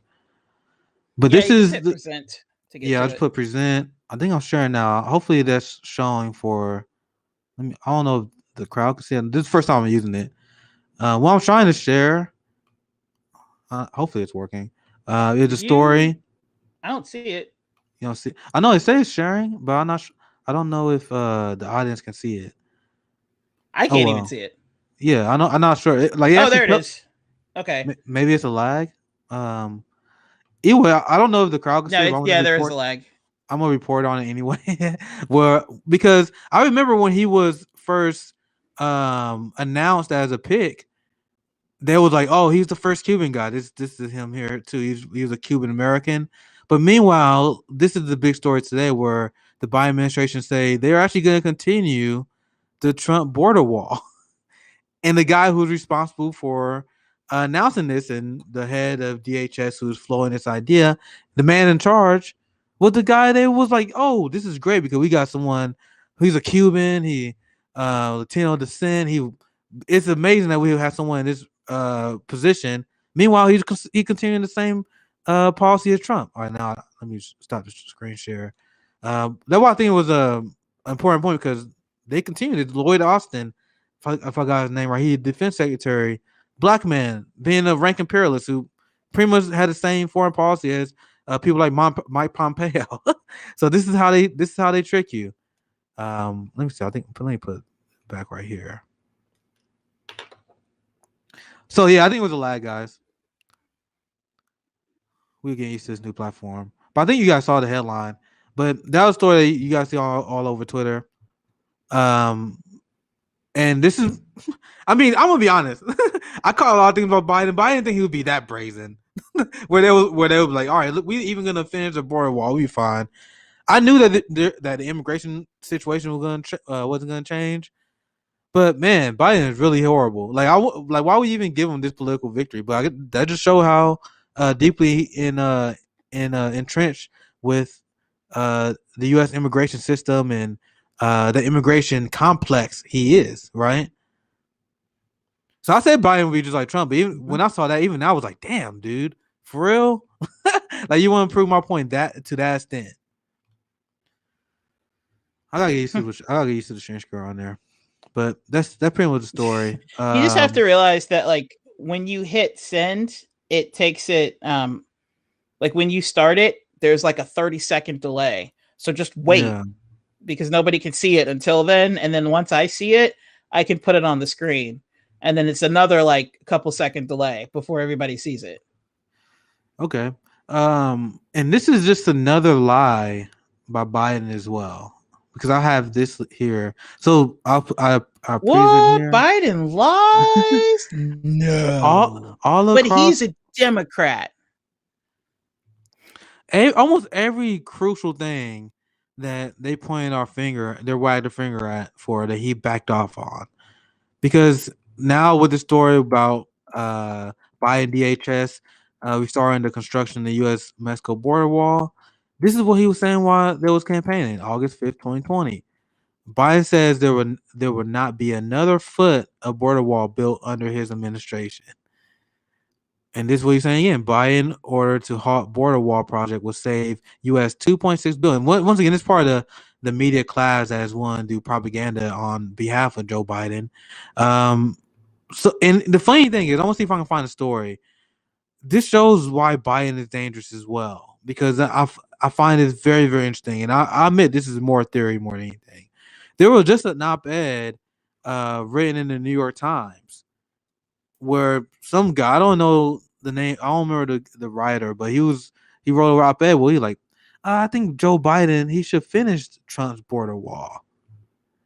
And then that story came out and everyone dragged him. Everyone's like, what the fuck you talking about? So that op-ed publishes in the New York Times and then this story comes out? I don't think that's a coincidence, right? Well, no, because they use the media to introduce an idea. And like the media, not when I say the media, I'm not just talking about like the news outlets, also even movies and TV shows. Because the more people see and hear something, the more comfortable they are with it. So before you can get a black president in real life, you had to have a black president in a movie. And then you had to have one in a TV show. And then you can have a black president in real life. And so like Morgan Freeman is who actually paved the way for Barack Obama. Let's just be real. So because they do though, because a lot of people don't realize that there is a connection between Hollywood and the US propaganda machine. So that's what they do. They float the idea in an episode of a TV show or in a movie, and then you'll see like a little piece here and there in a journalist thing, or you'll see an article written about it, or you'll see CNN reporting on it. And it won't even be CNN at first. It'll be some off-brand something that'll report on it. And then it'll be CNN. So by the time it hits CNN, you've heard it enough that it becomes, it's okay to you now. Because if they just came straight out and were like, hey, we're gonna finish the border wall, then you would have people like, what? That's the same thing as Trump. But you gotta spoon feed it in. Yeah, and this is why when I say the U.S. is the most propagandized country, like people just like they have a very narrow view of that based on what I've seen when I see counter arguments. But I mean, I'm talking about like even stuff like this. Like this is like I would love to know exactly how this works because there's no way that's a coincidence. Like when you see this story get planted in the like this is April 5th, then literally the next day today, that's when the story come out where the DHS secretary floated this idea. So that's just another part of what we're discussing when we're talking about media complicity that we floated here. Look, like this is comical, comical, right? This is why Biden is pretty terrifying. So he can run the government and act just like Donald Trump, and when Donald Trump is in charge, they would just openly say they'll call it as it is. Like this is concentration camps on the border. This is straight up corruption when they cover Donald Trump's Saudi Arabia corruption, but they're not covering Joe Biden's Saudi Arabia corruption. So once again, it's just the same thing, but now we have the media that can manipulate the masses, and these people can continue to shift the country to the right when they apologize to the friends about it. I mean, we see liberals now constantly apologizing for this kind of stuff. AOC, once again, she changed her vernacular. She ain't been saying concentration camps ever since Biden got elected. Mm-hmm. Well, they're facilities now.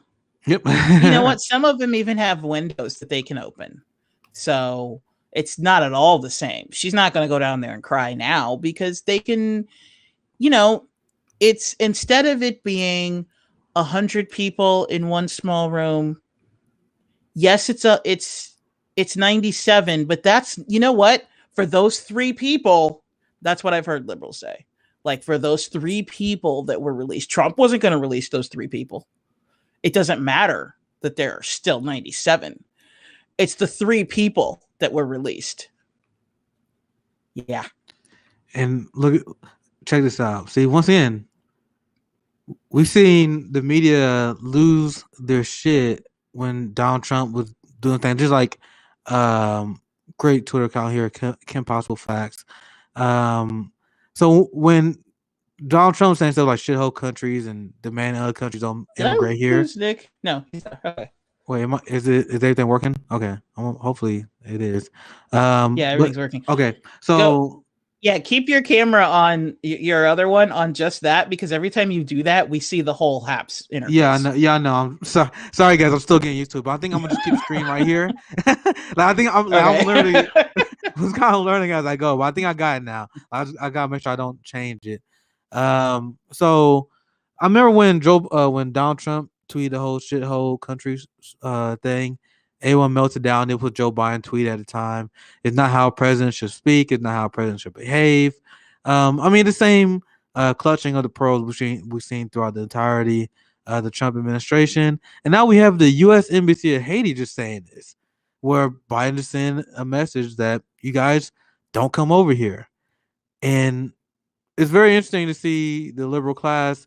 They don't care about these black migrants.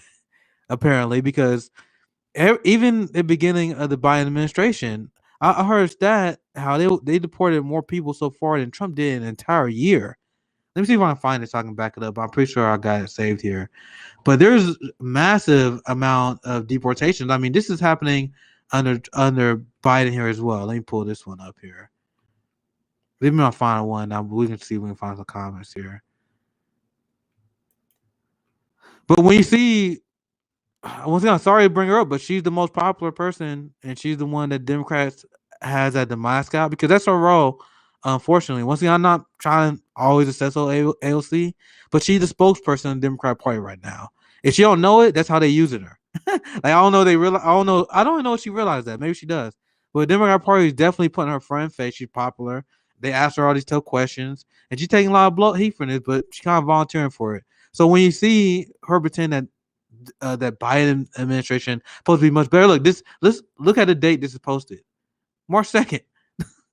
I mean, when you look at the Biden treatment of Haitian immigrants and how open they are about it, once again, you can see I can say quite clearly, don't come over. And this is because Joe Biden is backing a fascist in Haiti, by the way.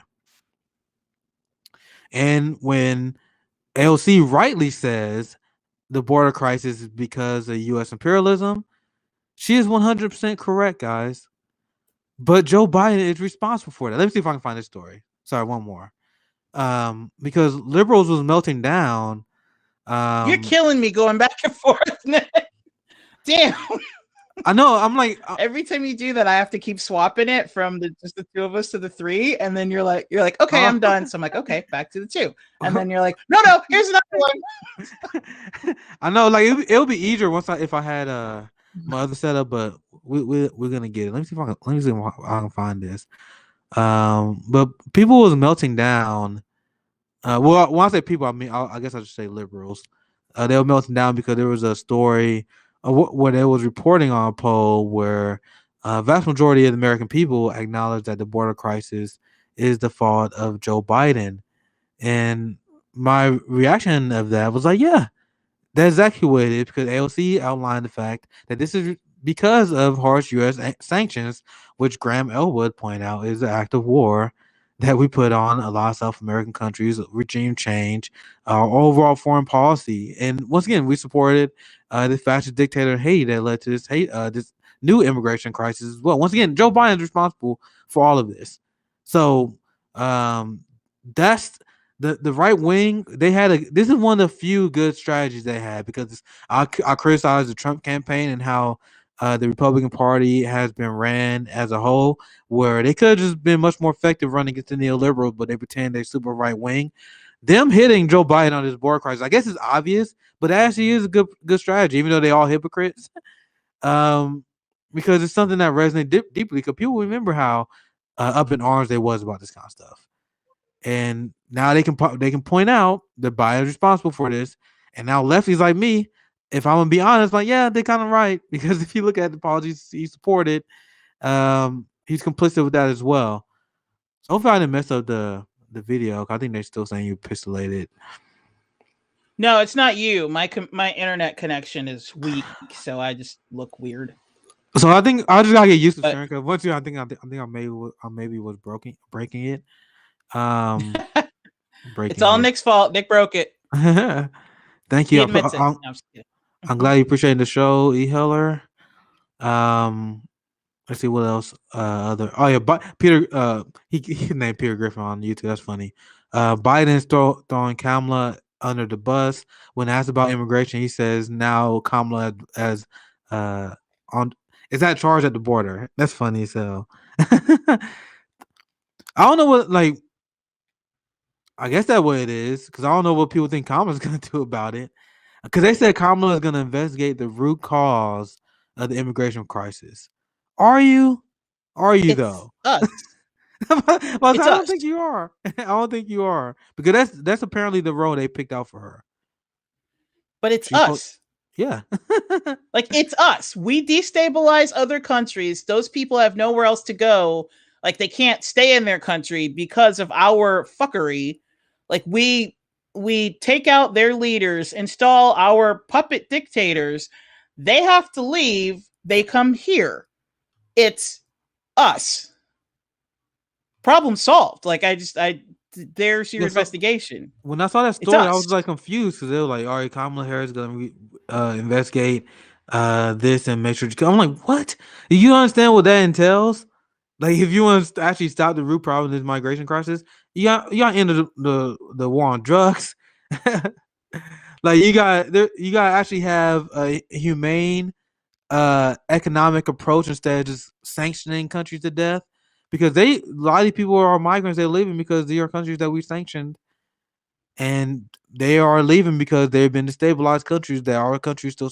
Once again, the Haitian is the best example, because this is where something that Donald Trump is 100% worse than Joe Biden is worse than Trump on the Haitian immigrant issue, and they are supporting the fascist dictator that is responsible for the Haitian immigration crisis.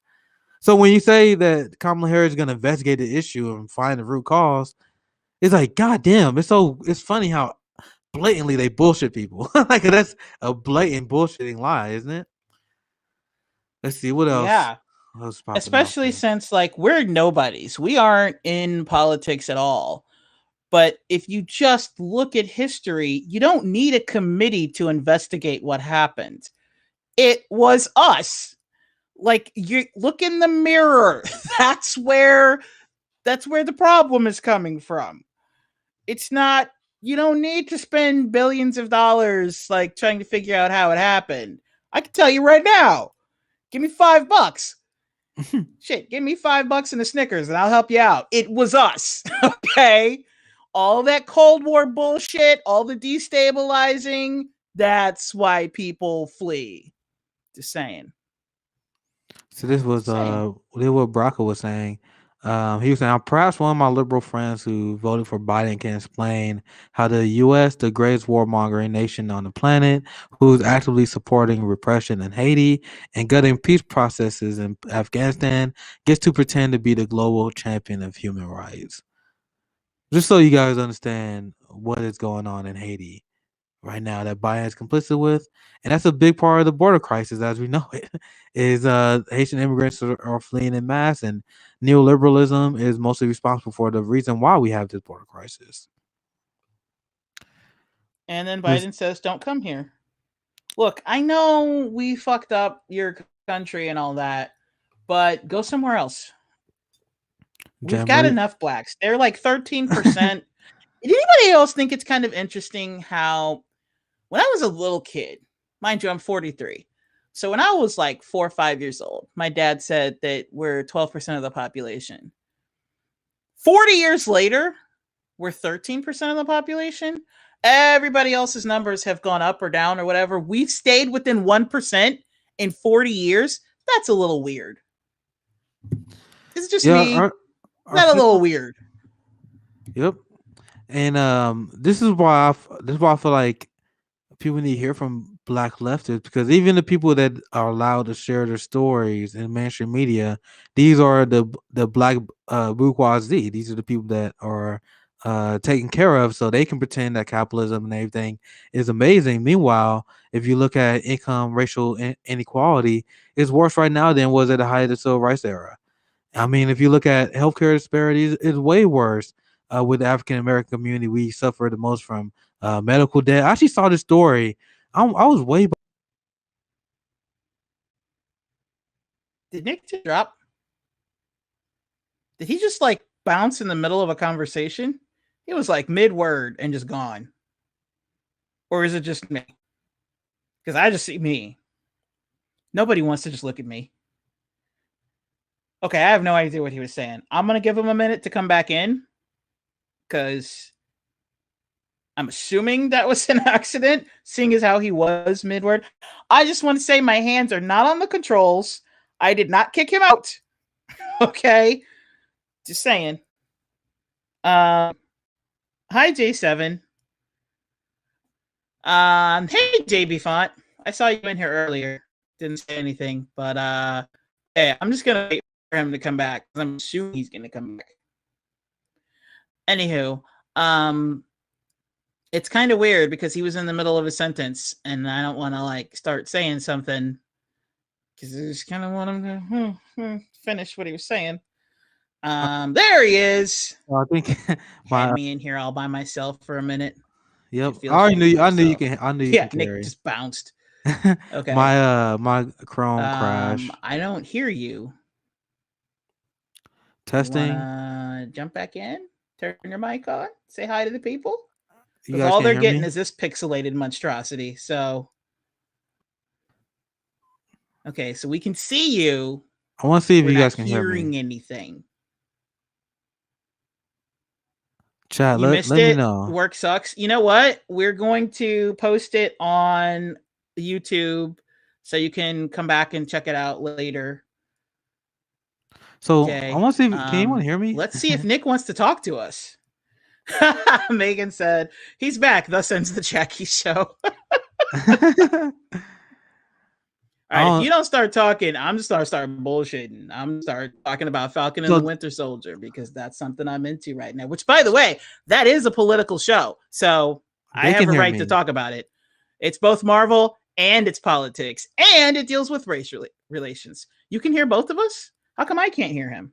Okay, maybe I'm the one who's fucked up. You hear both of them. You hear both of us. Okay, sweet. So you guys can hear both of us, but we can't hear each other. I can hear Jackie. Let me put a comment in the chat here. Awesome. Let's see how this is going to work. Let's just.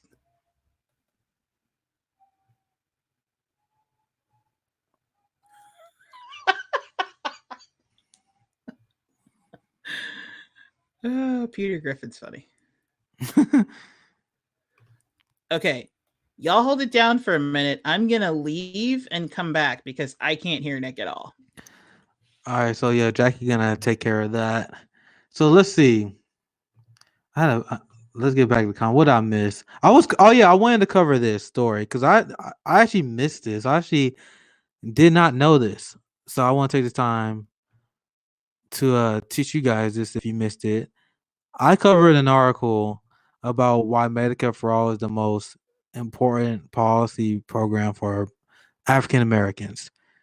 Not only because quality of life, we have the worst healthcare outcomes, and we face a lot of racial discrimination.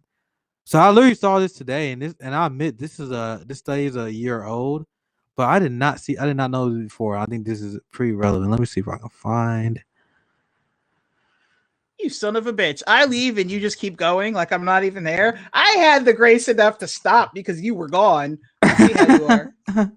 Hashtag cancel Nick. It had to happen. You knew it was going to come. Yeah, I knew. I'm trying to get this to work. Here we go. Let me present this. It'd be lucky all you guys that are watching Fred Hampton Leftists that night that usually don't watch my stream. This is usually what happens. I get canceled by Jackie because I usually do something wrong. All right, black newborns more likely. You guys should be able to see this now. Hopefully, black newborns more likely die when looked after by white doctors. So, yeah, there's a ton of class consciousness that need to happen here, but race is a big thing too. Let's dive in. I wanted to kind of go through this with us together. I saw someone retweet the story today, and I'm like, I did not know this. Very interesting. So the mortality rate of black newborn in the hospital shrunk by between 39% and 58% when black physicians took charge. So it is 58%, and it drops to 39% when you have someone who's a black physician. That's a giant gap, right? Which lay bare how shocking the racial disparities in human health can be affect. And I hear this from a lot of black women because they go through it a lot, especially when it comes to the entire infant mortality and a lot of healthcare issues that they go through. There is a lot of racial bias and kind of almost in a way where people in the medical industry feel like black people always lying when they say they need more pain pills, or whenever they tell the doctor like they're in pain, they don't listen to them. That kind of stuff I hear all the time. See, I covered this in my healthcare article, the difference between child mortality between black children and white children. I want to see what this link here says here. U.S. infant mortality rates decline, but black infants still more twice. Yep. See, I knew that part. Um, I wonder if it declined for the black community as well. I doubt it. Do you know, Jackie? Because I know they're saying it I don't. declined, but it's still saying that it's still really high for black people. So it'll be really messed up if it's dropping for everyone, but it's still going up for us. But I'm not sure that what they're saying. Let's see what they're saying here. Well, I mean, I'm sure. See, I wasn't even thinking about it from like a medical perspective. I was just thinking about it from the perspective of like, look at the people in Flint Yeah, who, that too. when your water is contaminated, when you don't have access to clean water, to clean air, to healthy food, and let's not even get into the fact that our soil is contaminated. When that's where, when your environment is tainted, you can't thrive.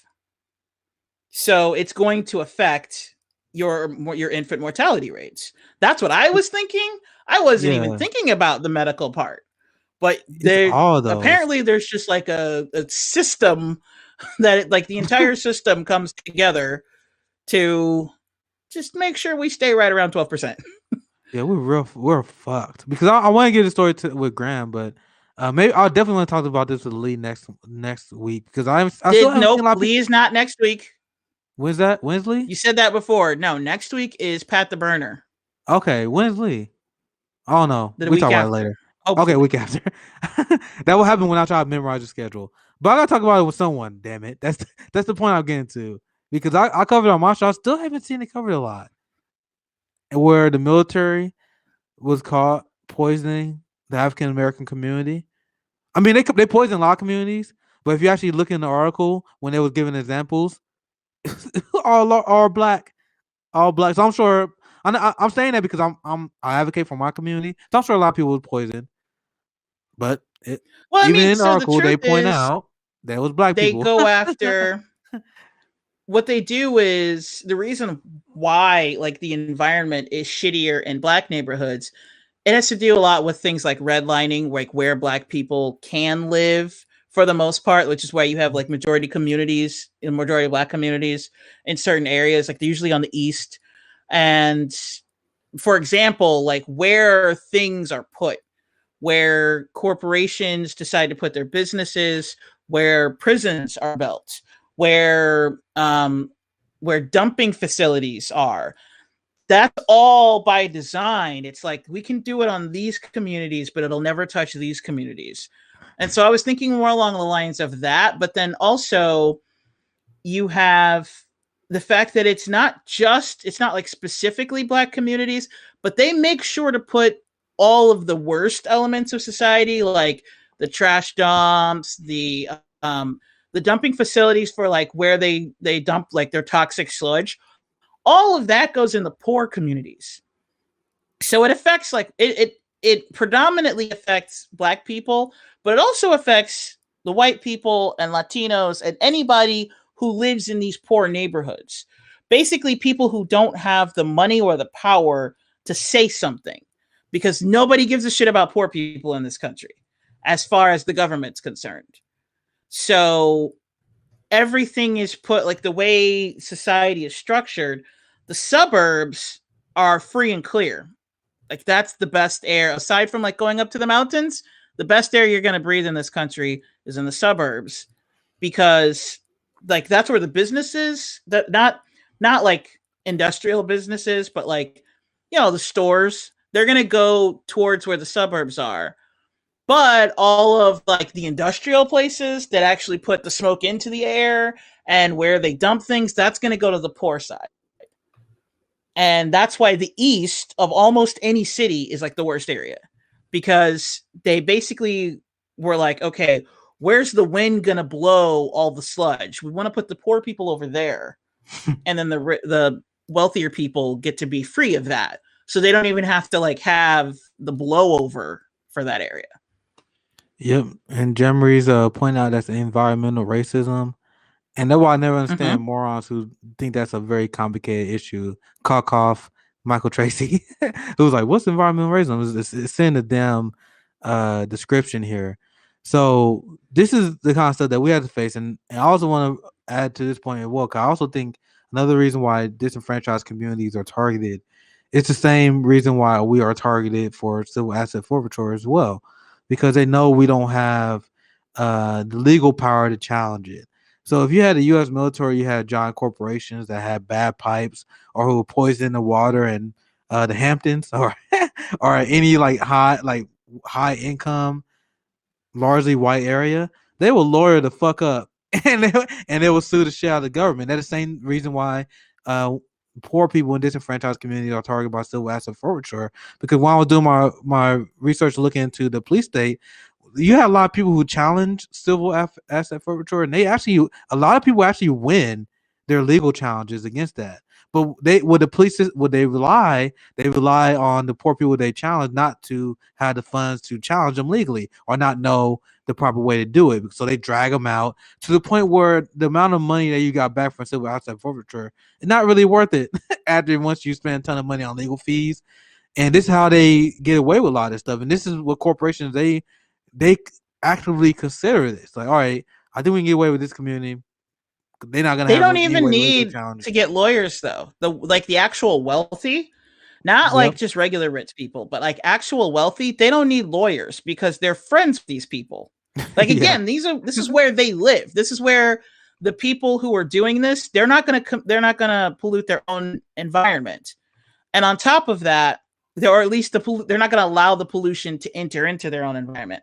On top of that, if it does, they'll just have like 15 Karens come up to them and be like, you better change this.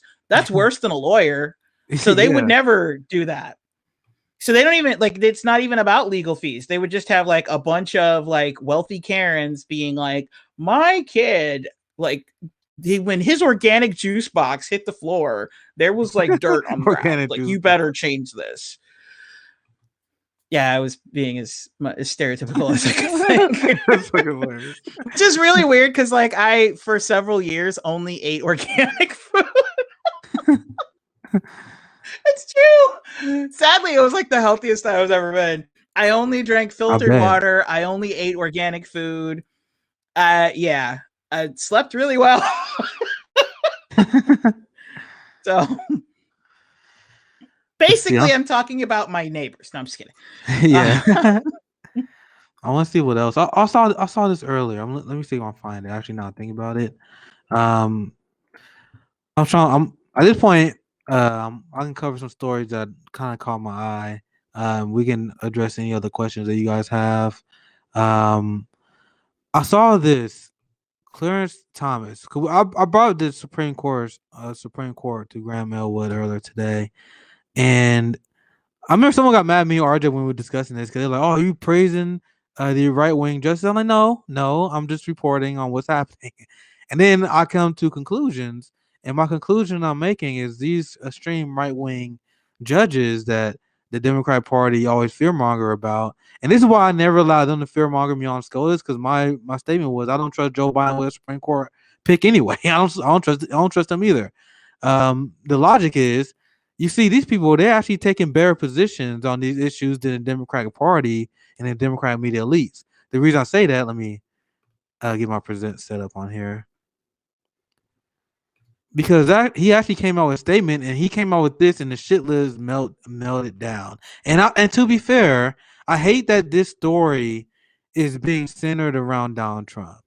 Because obviously he's the big name because he was banned on Twitter, and now everyone's like, okay, now this is even Bernie Sanders came out recently. Like, I don't think that anyone who actually can think long term can understand why this is a big deal. And also kind of highlights the issue I have earlier. You have these giant institutions that prompted by capitalism who benefit from the forces of oppression. So they use stuff like Donald Trump, they use white supremacy, they use terrorism as a way to expand their power. And who do you think they were going to go after? That's why I'm frustrated when this discussion is centered around Donald Trump like this one is, because the reason why I don't support big tech companies having the problem, having the ability to just not platform people, demonetize them, is because they're not going to use that on the far right. If they do, it'll be a very small amount. They don't talk about how they use big tech companies go after anti-war pages. They go after Black Lives Matter activists, protesters, for what they say on social media. There's another story. I'm gonna see if I can dig it up here. And how law enforcement are they using big tech and social media to arrest protesters. So this is the kind of conclusion we see with the state in big tech in general. And these are the pages that they often always go after is left wing. So Trump is the reference points and what they were using. But this is him standing up and essentially saying that big tech is too powerful. Let me see if I can find the relevant quote. I read through this a little bit earlier. Let me pick up here. Is that Twitter made clear the right to cut off speech must lies most powerfully in the hands of the private digital platforms. The extent to which this power matters for the purpose of the First Amendment. I'm trying to find the relevant quote I had in mind. It missed in this article. But what his stance is pretty much big tech is too powerful. I think most lefties can agree with this. Meanwhile, on the other hand, you had a Democratic Party that is trying to consolidate the power of the big tech companies. Who once again will turn it against left wing protesters. That's why I want to bring it up. And so we have the SCOTUS ruling on the Fourth Amendment, where they actually ruled in favor and expanded the Fourth Amendment on what the police cannot do to someone who they don't have detained. You had Joe Biden and the administration fighting for the right to restrict the Fourth Amendment rights when it comes to seizing guns from your homes without a warrant, which they claimed will be used on white supremacists, but they 100% will use that to disarm the black working class. I think we're gonna cover this on Thursday, Jackie. I don't want to dive too much into it right now, but there's studies that showing that black gun ownership is increasing. So we'll dive that much more on our panel on Thursday, which us at the Fred Hampton Leftists, we support that 100%. But that's why that's who they're gonna go after with this law, by the way, guys. And that's why we got posed that. And we have Joe Biden agreeing with Donald Trump when it comes to the issue of joining asylum and First Amendment rights. So this is why I don't buy to the lesser two evil. Because when it actually comes to your actual rights in itself, there's not gonna. They both are challenging. They both attacking your rights. When it comes to the First Amendment, it's not Joe Biden agreeing with Donald Trump on that. Joe Biden and Obama are the ones who made it so that he got arrested. Yeah, it's more Trump agreeing with them. Yeah, I hear you. Because they did it first. Yeah, we're on the same page. Yeah, and this is why I always tell people that Trump is just like, and also use that the right wingers too, because there are a lot of right wingers who think that Trump is different, and I always cut hard. I'm like, bro, he's just like Obama. You don't like Obama, but he did all the same, like the same argument I use against a liberal that pissed him off. I'll use on a conservative, where they pretend that Donald Trump is better than Obama. Like, no, he doing the same thing Obama's doing. So you're 100%. Well, I mean, right. It's the establishment thing. Oh, so I don't say they're the same. They're just different levels of crap. Because Obama came in saying he was going to take care of us when it came to the housing crisis, and he did take care of the billionaires. And a lot of people lost their houses, including Graham. And that's where a majority of black wealth just went down the toilet when a lot of people lost their houses. Because for black people, that was like the number one asset that they had. And with Trump, like the pandemic came around, but at least he told the CDC to authorize the rent moratorium until December 31st. Whereas Obama could have put restrictions when he decided to bail out all these companies, but he didn't. Which is where, like, remember the bubble that Graham was talking about? That started immediately in 2008, because as soon as they bailed them out, there were no restrictions put on them. So they just did it all over again. And people talk about like people say that if there was like free range capitalism, it would be worse. If there was free range capitalism, but without having the government step in when you fuck up, all those banks and insurance companies would have gone out. They would have all gone bankrupt. So there's no such thing as too big to fail if you just let it go and you don't let the government step in. The problem is the government stepped in. I personally don't think the government should have stepped in. Or if they step in with 1,000 regulations and go, you can't do this, you can't do this, you can't do this, you can't do this, and now you have to do this. But they did none of that. They were just like, oh, here's money. We're going to take it from the taxpayers, and they're just out on the street. Yeah, I don't like that. I hear what you're saying. There's a lot of different theories on how they can handle that. Yeah, there's a lot of Yeah. different theories on how they can handle that, but I'm of the belief I love to talk to the other leftists as well. I mean, I feel like the second you bail out giant corporations, save jobs, to make sure the material conditions of the working class is taken care of, there should be no bailouts without nationalization. Period. Amen. That's where I stand. There's some people that say no bailouts. Period. I think I may disagree with you slightly because uh if there's a lot of people whose jobs are on the line, who their quality of life is important, which not the Wall Street bailouts. Like if you look at the COVID bailouts, that's not that. It's literally just lobbyists being rich. But if there's actually communities that their quality of life be impacted, yeah, we can give bailouts, but I think there should be no bailouts without nationalization. The second you get bailout, that shit is ours. Worker co-ops, whatever, that kind of stuff. What do you think on that, Jackie? Because I think about it a lot, but I think that's a reasonable leftist position, right? I don't disagree. Like I said, if you're going to bail them out, then you need to restrict the shit out of them. Yeah. If you're going to let it be a free market, then let it be a free market. Let that shit burn, because you know what happens from the ashes. And understand, so a lot of people might be thinking like, oh, that's so horrible. What about, like you said, what about the people whose jobs? Okay, understand, my father worked for General Motors for 27 years. The auto industry was the other industry that they bailed out. And his retirement and his insurance is connected to that. So I like the insurance I was raised on came from General Motors. So I'm not like I would have been affected. My father would have been affected. My whole family would have been affected. And I still say that you either let it burn, because what rises from the ashes, the corporations that are left, because here's what would have happened.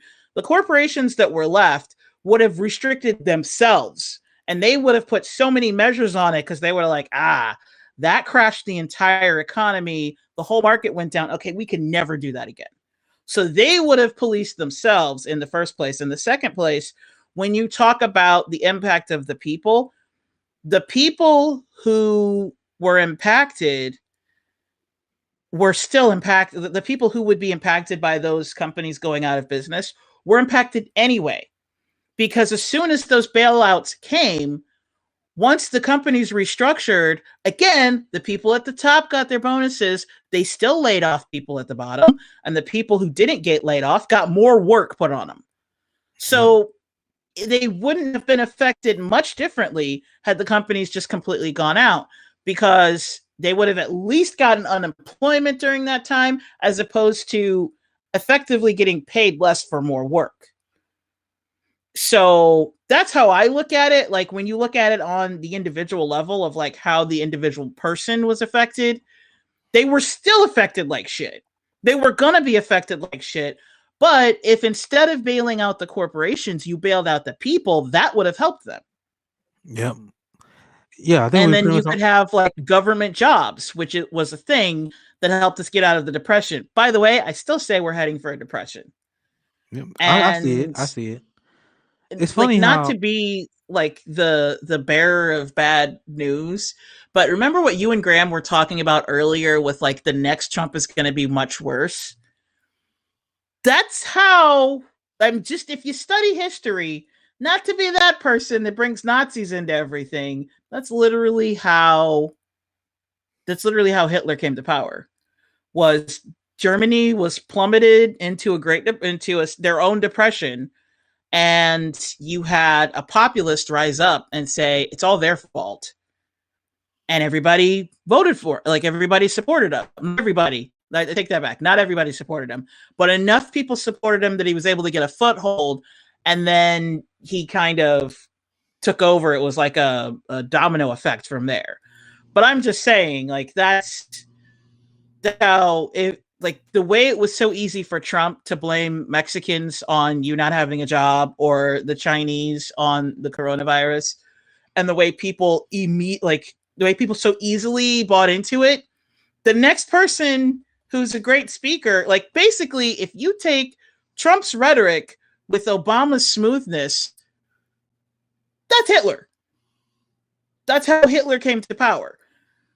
And he came to power right at a pivotal moment And Bernie even tried to warn people that that's what could happen. And right now, since we're not doing anything to ease the economic depression that is coming, we're kind of going, we're just kind of following along. And we're just allowing whatever happens next to happen. Don't forget that along with all of this, the storms, the blackouts, all of that's going to get worse because environmental changes are getting worse and worse because we're not doing anything to stop it. And we're vastly approaching the point of no return on that. And like not using a straw or paying 10 cents for a plastic bag isn't going to do anything. Like that has almost no environmental impact. You have to go after the 100 corporations that are actually poisoning the planet. If you're not going to do that, you're not actually doing anything. Yep. And the liberals, they're always trying to put it on an individual scale. I mean, that's what capitalists do. Where they were like, "Oh, climate change because you and your plastic bag." Even though, as you said, the giant corporations are responsible for I think it's like 70% plus of the carbon emissions. I think that's me being very conservative. Yeah, it's like 100 corporations that are responsible for like 70+% of all of essentially what's driving climate change. So again, you and your straw or your plastic bag, it has almost no impact. Yeah, I remember growing up even cars don't have the impact that we think they do. The emissions on cars, anytime you talk about the environment, they always throw some bullshit in your face. They're just like, oh, well, cars are going to be electric soon. Okay, that's cool, but that doesn't do anything about the waste that the military-industrial complex commits. Oh, well, here, just, you know what? Everybody stop using straws. Okay, but that's not that. First of all, it doesn't get rid of the giant trash heap that's in the middle of the Pacific right now. Everybody not using straws anymore or paying 10 cents for a plastic bag doesn't do anything with the shit that we've already dumped into the ocean. We're not going to address that. We're all just going to like drink out of paper straws and feel like we're doing something. We're all going to recycle shit and sing Kumbaya. And now suddenly like the climate change is over. Oh, I wonder why there are more hurricanes that are of higher intensity every single year. I don't know. Can't be a correlation with us doing absolutely nothing but performative bullshit. And that's what drives me crazy. It's like there are actual steps that we can do, but people want to believe that this performative bullshit does anything. And it doesn't. It's that 70%. If you're not going to touch that 70%, you're not doing anything. So that's why the military is one of the biggest polluters. Exactly. Yep. And I remember growing up, that's literally what they will sell us as. They'll wagging their finger at us like, oh, we were bad populists who, because of us and us driving our cars and us living our lives of consumption, we're the reason why climate change is happening. Meanwhile, it's the same thing that they do with COVID. They want to make you feel personally responsible. So it's like you're the reason why the spread is going. It can't be that we're not doing contact tracing or mass testing. It can't be that. It has to be because you're not wearing a mask properly. Yeah, now, granted, that is actually helping spread it. But what about lockdowns? What about paying people to stay home so that we can eliminate the virus at home, like doing contact tracing, mass testing, actual quarantine, a 2-month lockdown, and then we can just knock this out real quick? No, we're not going to do that because New Zealand did that and they're chilling right now. No, we don't want to do that. No, it's because that jerk won't wear a mask. Okay, that's what all of us have COVID because 3 people won't put on a mask. Okay. It's the personal responsibility angle. And it works so well, unfortunately, because like you said, we're so completely propagandized. Yeah, I think that's why Biden news, and therefore it's fact. Yeah, I think Biden and administration pushing the mask mandate so hard. I mean, obviously, once again, masks are important, but I think that's one reason why. So when you see numbers go up, and I'll pay attention throughout the course of the debates, and when he was talking throughout the course of the campaign, I feel like he was very careful on what he was trying to support and the message he was putting out. And the message as a whole was he was putting on the individual. He was putting the onus on the individual. That's why he's pushing mask mandates and those kind of things out there, because once the numbers go up and numbers get worse, like the numbers are still going, it's pretty crazy. He can just blame it all. It's not us, not our policy. It's just the people who are not doing the right thing. And capitalist approach. Just like when Wall Street crashed in 2008, they were just like, "Oh, you should have your shit together." Meanwhile, when giant Exactly. businesses go bank, they always say stuff like, "Oh, you should have a year saved up in your inventory." That's them blaming the working class. Meanwhile, corporations can go belly up. Why is the logic never, "Oh, that you should have money in your savings"? Corporations, like, you see how it never worked that way. It always worked against and it's us. circular. Yep. It's circular logic if you think about it. You should have 6 months of savings, but we're not going to pay you a living wage. Okay, so then how are people going to get the 6 months of savings? Oh, unemployment is only 60% of your total amount, but we don't want to give people an unemployment supplement during the pandemic. Okay, so then how are people supposed to pay their bills? Well, we're not going to give we're not going to give a rent moratorium. We're just going to make it so people can't get evicted right now, but all that rent is still due. But we're also we don't want to supplement unemployment, and we're not going to pay people to stay at home because that's not democratic. We're not going to, people could be lazy. No, it's not about being lazy. It's about saving lives. People stay home so that we can get rid of the virus so that we can go back to life as normal. The thing that gets me is it's just like with the child. It's like, if you had done it right the first time, you would have been enjoying yourself right now. We could have actually gotten over this. We never really had a second wave because the first wave didn't end because we fucked it up so bad. Had Congress actually, in March of last year, had they said, okay, here's the deal. We're going to pay everybody's salaries to stay home. So only the people who have to go to work. And you know what? We're going to supplement their income because, hey, they're out there putting their lives on the line. If you have to leave your house, wear a mask. We're going to go on lockdown for a few months. We're going to do mass testing. We're going to do mass testing. We're going to do contact tracing. And if you're quarantined, we need you to stay actually quarantined. Had we done that for 2 months, 3 at the most, we would have, by the summer, we could have reopened completely. And we wouldn't have had to have another stimulus or like 19 more stimulus. We could have just done the one and actually stayed home, actually done the contact tracing. It would have been cheaper. We would have reopened faster. You wouldn't have people now saying things like the virus is like tracing chips and stuff, which to me is insane. Because do you have a smartphone? Do you have a computer? Corporations already have everything on you that they could ever want. So they don't even need to put it in a virus, or in a vaccine. Just saying. But you wouldn't have even gotten that pushback had we actually done that during that 2 months. And afterwards, everything could open back up.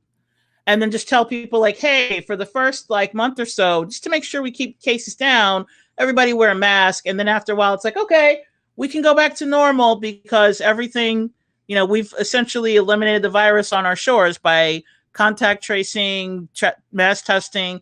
No, people don't want to violate their rights and they don't want to pay for things. Okay, so you ended up paying 4 times more and you ended up staying at home 10 times longer. It doesn't make any sense.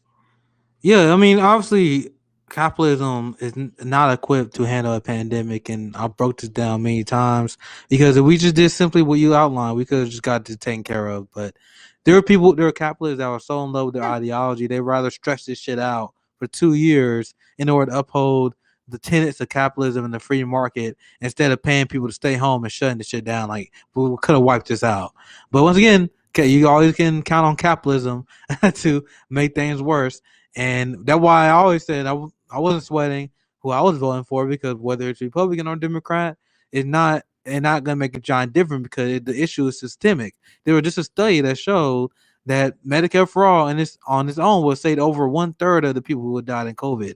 So no matter what happened, I mean, Joe Biden don't support Medicare for all. That would have been something we would have lived with. And Joe Biden just so happened to be on the upswing where they got the vaccine rolling out. But if Joe Biden was in charge, when Donald Trump was in charge, no doubt in my mind, and I went down this hill, that it would have been just as bad because neoliberalism cannot handle a pandemic. He just got here at the end. And now he able to say, "Oh yeah, I solved COVID." But if Hillary Clinton was elected, it would have been just as bad to me.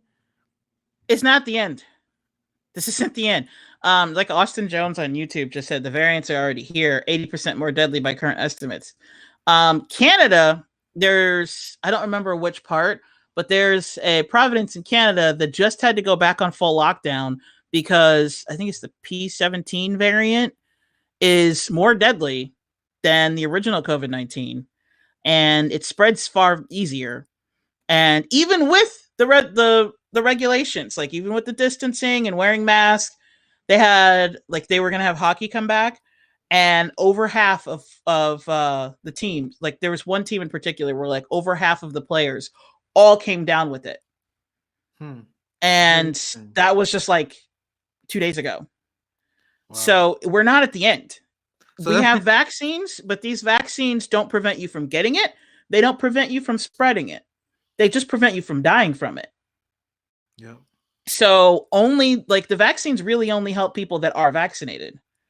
And what our government is currently doing is they're trying to vaccinate everyone so that we can just get a herd immunity. Because again, these aren't the type of vaccines where when you get it, your body comes up with antibodies and you don't have to worry about getting it. Like the polio vaccine. If you take the polio vaccine, you're not going to get polio. You're going to be fine.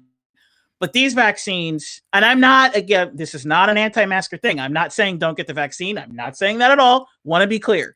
Get the vaccine if you want. If you can, go for it. I'm just saying that these aren't the vaccines in the way people think they are. So that's why they tell you after you get the vaccine, still wear a mask. Because you should still wear a mask. So, but the Democrat strategy is the exact same as the Republican strategy, which is herd immunity. Push through vaccines, get everybody vaccinated, herd immunity, so that the people who don't die from it end up developing immunity. Basically, herd immunity really helps the next generation more because they come along, like they're born with the antibodies. But the current generation, like it's going to ravage through them. It's going to, in order for herd immunity to work, it basically kills off the weak. And the strong, when they reproduce, their offspring are able, like they have a natural, not necessarily immunity, but they can handle it better. So that's like, again, I just want to be, I feel like I need to say this like 9 times. I'm not at all an anti-vaxxer, and I'm not saying do not get the vaccine. I'm not saying that at all. I'm just saying the Democrats' strategy is herd immunity using the vaccines. Right. I mean, I think that makes sense. And it may or may not work against the newest strands, which I think the latest one is from Brazil. Yeah, that makes sense to me. I mean, so yeah, I think now we see how the Biden approach is, and as you break down, it's not slowing down. Just kind of show we fucked. But I don't know if you have anything to bring up. We're about 2 hours in. I'm kind of tired. Anything else that we should discuss here before we close it? Nope. Let's see, any questions? I am not Apocalypse, good. Jay. You're fine. I see that comment now. But anyway, if you guys enjoy the stream, like I think about almost 2.5 hours, I think we're pretty good there. Please subscribe. We upload daily. The Compton J show is on tomorrow. I'm trying to work with my schedule. I might jump on with him. But we upload daily, so it's very important to hit the bell so you can get the notification. And if you have a leftist friend, just like if you just share to one leftist friend, that'll help us out a lot. I mean, just anyone share to one. You know what? Not even leftist, because anyone. Like there are people. Honestly, it's easier for me to talk to Republicans than to liberals because liberals just do not want to hear the truth. But Republicans tend to, not all of them, because everybody's on a spectrum, but there are Republicans that feel that the country they have the same view of the country that we do. They just have a different way of going about fixing it. And if you can explain to them like, hey, Medicare for all can save money, the fiscal conservatives will be like, okay, then let's do Medicare for all. So don't just send it to your leftist friends, send it to your right friends too, your rightist friends. I know that sounds so stupid, but send it to everybody basically. Yeah, I can flip right wingers, and if anyone intellectually honest, I promise you, I explained before how I can outflank conservatives on using leftist principles like small government, calling out libertarians for not supporting defunded police, calling out their politicians for being fraud. I mean, I'm confident you have right wingers listening to my politics, unless they're too far gone. they at least be like, oh, I get where you're coming from. But anyway, I think Jackie, what you said is Your correct. politics. So I'm just Our window politics. dressing. The politics of Fred Hampton leftists here. It's leftists plural, Nick. You just have to be canceled at least twice per string, don't you? See, RJ was getting mad at me for getting the schedule, even though you guys posted all the fucking time. And now this. Anyway, that's why I'm glad we got this network. And now I got people that can fix my many flaws. Anyway, like, subscribe, hit the bell, share with your friends, help us grow. They're the Fred Hampton leftists. We are signing out. Thanks for watching.